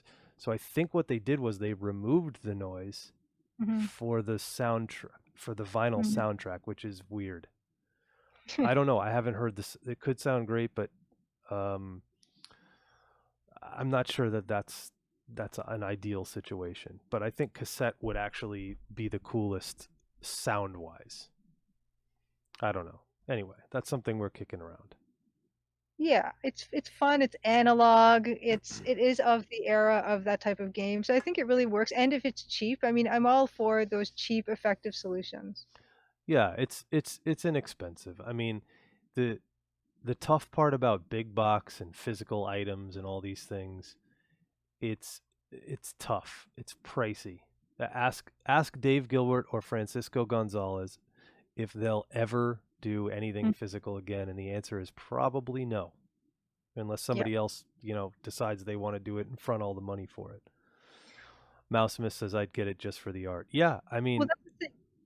And come to think of it, if you mention something like the cassette you just showed, Dan, that you didn't open, it looks like there's booklet stuff in there too. So there could be art in that. It could almost be like a mini big box, yep. having that cassette tape with the art in it. Oh, that's a good idea. Ooh, I like that idea now. Hmm. Yeah. Interesting. I'll look into it. And if you guys find anything cool, please tweet me or Julia or both of us, or put it in the chat or whatever. Leave a comment on our YouTube or my YouTube, and just tell us, because we're definitely, we're only two people with no time on our hands as it is. So if there's any cool ideas, we're all ears for sure. Yeah. And Yeah. we like I mean, there is actually a, a a store where you can buy a lot of the various Crimson Diamond items, right? That Oh yeah. you showed off the it's like a closet thing or something, like a dresser or drawer, right? Yeah. Yeah. I'll link it. Hold on. I'll get a Yeah. link. Or this particular shirt that I'm wearing is from the store, and it's really Yes. comfortable. Yeah. It's a nice one. I'll drop it in chat. So there's a bunch of stuff on there. That's Redbubble, No, it's Society 6. Society 6. So It's that's similar, that. right? It's print on demand. Yep. Yep. Yeah. It's print on demand. I've ordered quite a few from there, and the quality is pretty good. Let's show this off on the stream here. So yeah, the quality is good. I mean, I'm wearing this first shirt, which is $20 right now. That's actually a good deal. Everything looks like everything's on sale. They have sales a lot. Yeah. Can, mug, tank top, stickers. Yeah. There's a bunch of different like designs. There's stuff with Nancy Maples walk cycle. There's stuff. I don't even know how they really organize this stuff, but if you pick one product, I think it'll show you other stuff with different art on it. Maybe I don't know. Not everything has everything though. You kind of have to set what you want. Oh, here you go. These So options if you down scroll, here. no, if you scroll down, I think it should show other View pieces. more Yeah, by so this I think artist. there's, yeah, yeah. Hmm. Hello, Rodrigo Borgia. Welcome to stream. Ah, the Pope is here. Yeah, so there's a bunch of different. I don't know. I don't like how they actually show the products like this, where it looks like there's only that Yeah, red background, white lettering which thing. is like not art you use ever. Ex- Exactly. But I mean, if you click on one of the products, it'll show you other products that are offered that have different art. I like this mug. I like this, which is some kind of travel mug. I like this shirt a lot. The color one. What's The this? color one, I have a color one, and it's not really that bright, so I don't know if it was just a matter of that particular item or they Hmm. usually look better. But mine doesn't look as great as I would like it to look. Hmm. I think the white printing on the black looks pretty good. Oh, this is really cool. The notebook. You Oh need a criminal man. notebook. Oh man. Do they offer the pencil as well? No. Oh well. There's 8 pages worth of stuff. That's amazing. Oh, this one looks cool too. 36.74 for a hoodie is a really good deal, actually. You Yeah, the can't even prices really aren't that you can't even really buy a hoodie at the store with nothing on it, Yeah, so actually like a on the left credenza. hand side, yeah, you can see like there's different categories, like there's furniture, there's wall art, there's all kinds of. Bed and bath, office. Let's see. Yeah, actually, yeah, there's stuff like shower curtains. They've got a bunch of different stuff, and they're constantly adding new products. EGA palette thing is cool. Yeah, yeah, the Nancy portrait stuff I kind of think is fun. Yeah, the Nancy notebook is pretty cool. The boathouse. Oh, you did these as well, these wallpapers? Yeah, I did. Yeah, because they're actually in the In the game. game? One Yeah. of them is in. Yeah, That's in the bathroom, the So, pink so bathroom, I I guess think. if you want physical items, there's a ton of shit here. Yeah, there is, and I Holy really should add cow. more stuff or figure stuff. Oh, I just, as Dan said, we have our hands full on stuff, and Yeah, I always keep on taking on these other little projects here and there that I just cannot say no to. yeah. Well, here's the funny thing, right? So all of these credenzas are 486.74, except this one, which is a fake credenza of a real credenza, but it's 561.74. Interesting. I wonder why that Yeah, is. it's furniture, so it's gonna not, it's not gonna be cheap, but Yeah, but all the rest of them. it tickles me pink. No, my only thing is the rest of them are like $70 cheaper than that one. I don't know why. I have no idea. Side tables? That's kind of Yeah, they cool. have tables, I believe. I don't know. Side tables. Counter stools? Oh, this is really cool. That's pretty cool. All right, well, I could sit here and look at all this stuff Yeah. forever. Benches? That's nice. Bar Yeah, they recently stools, added that furniture, so I don't know if anyone's ever gonna buy it, but I just think it's cool. coffee tables. The coffee tables aren't really my style. It's just the style of the table, not the artwork. I think Mhm. these wallpapers are really well suited for the furniture, though. Yeah, I want to do more wallpaper. I mean, I don't. There's not really any use for it in the game anymore. I love doing that style of thing. Yeah, this is pretty cool. Posters. Ooh. So what did you say though? You didn't love the coloring? Yeah, I have a color T-shirt of the Crimson Diamond, and I've worn it to shows, and it looks okay. Like it reads okay, but it's not as bright as I would like it. And I don't know if it's a matter of my particular one didn't turn out that well, or if that design wouldn't turn out that well, because it's actually on Hmm. a black T-shirt. So I don't know. Yeah, that's what I would think it would look great. I don't know. It looks okay. I don't know what Gotcha. I was really expecting. Oh, there's some coasters that are fun that are like 16 color coasters, and they kind of work out really well. There's like 4 colors per coaster. Do you have those? I know I don't. I have the coasters actually with a different design, like in real Oh life, my but God, look at all this stuff. I Cutting don't have it boards. all. It's not all enabled for every single design though, because sometimes you have to format the file, and I just couldn't be Gotcha. bothered. iPhone cases. Yeah, there should be some cases. Well, Yeah. this is cheaper than if you go to T-Mobile because they want $40 every case. However, oh, they have everything. Oh, that's great. I They have. do. Society 6 does a really good job, and they ship pretty quick, Oh, considering it's thank print you on demand, somebody and the for the customer service is follow. really good. Um, 25% off this item today. This is nice. I'm very impressed by this actually. We should be showing this off more often. It's another one of those things where it's just like, oh, more I stuff to, know, I know. you know. This is cool. The EJ laptop sleeve. I feel like what's his name? The one of those product guys.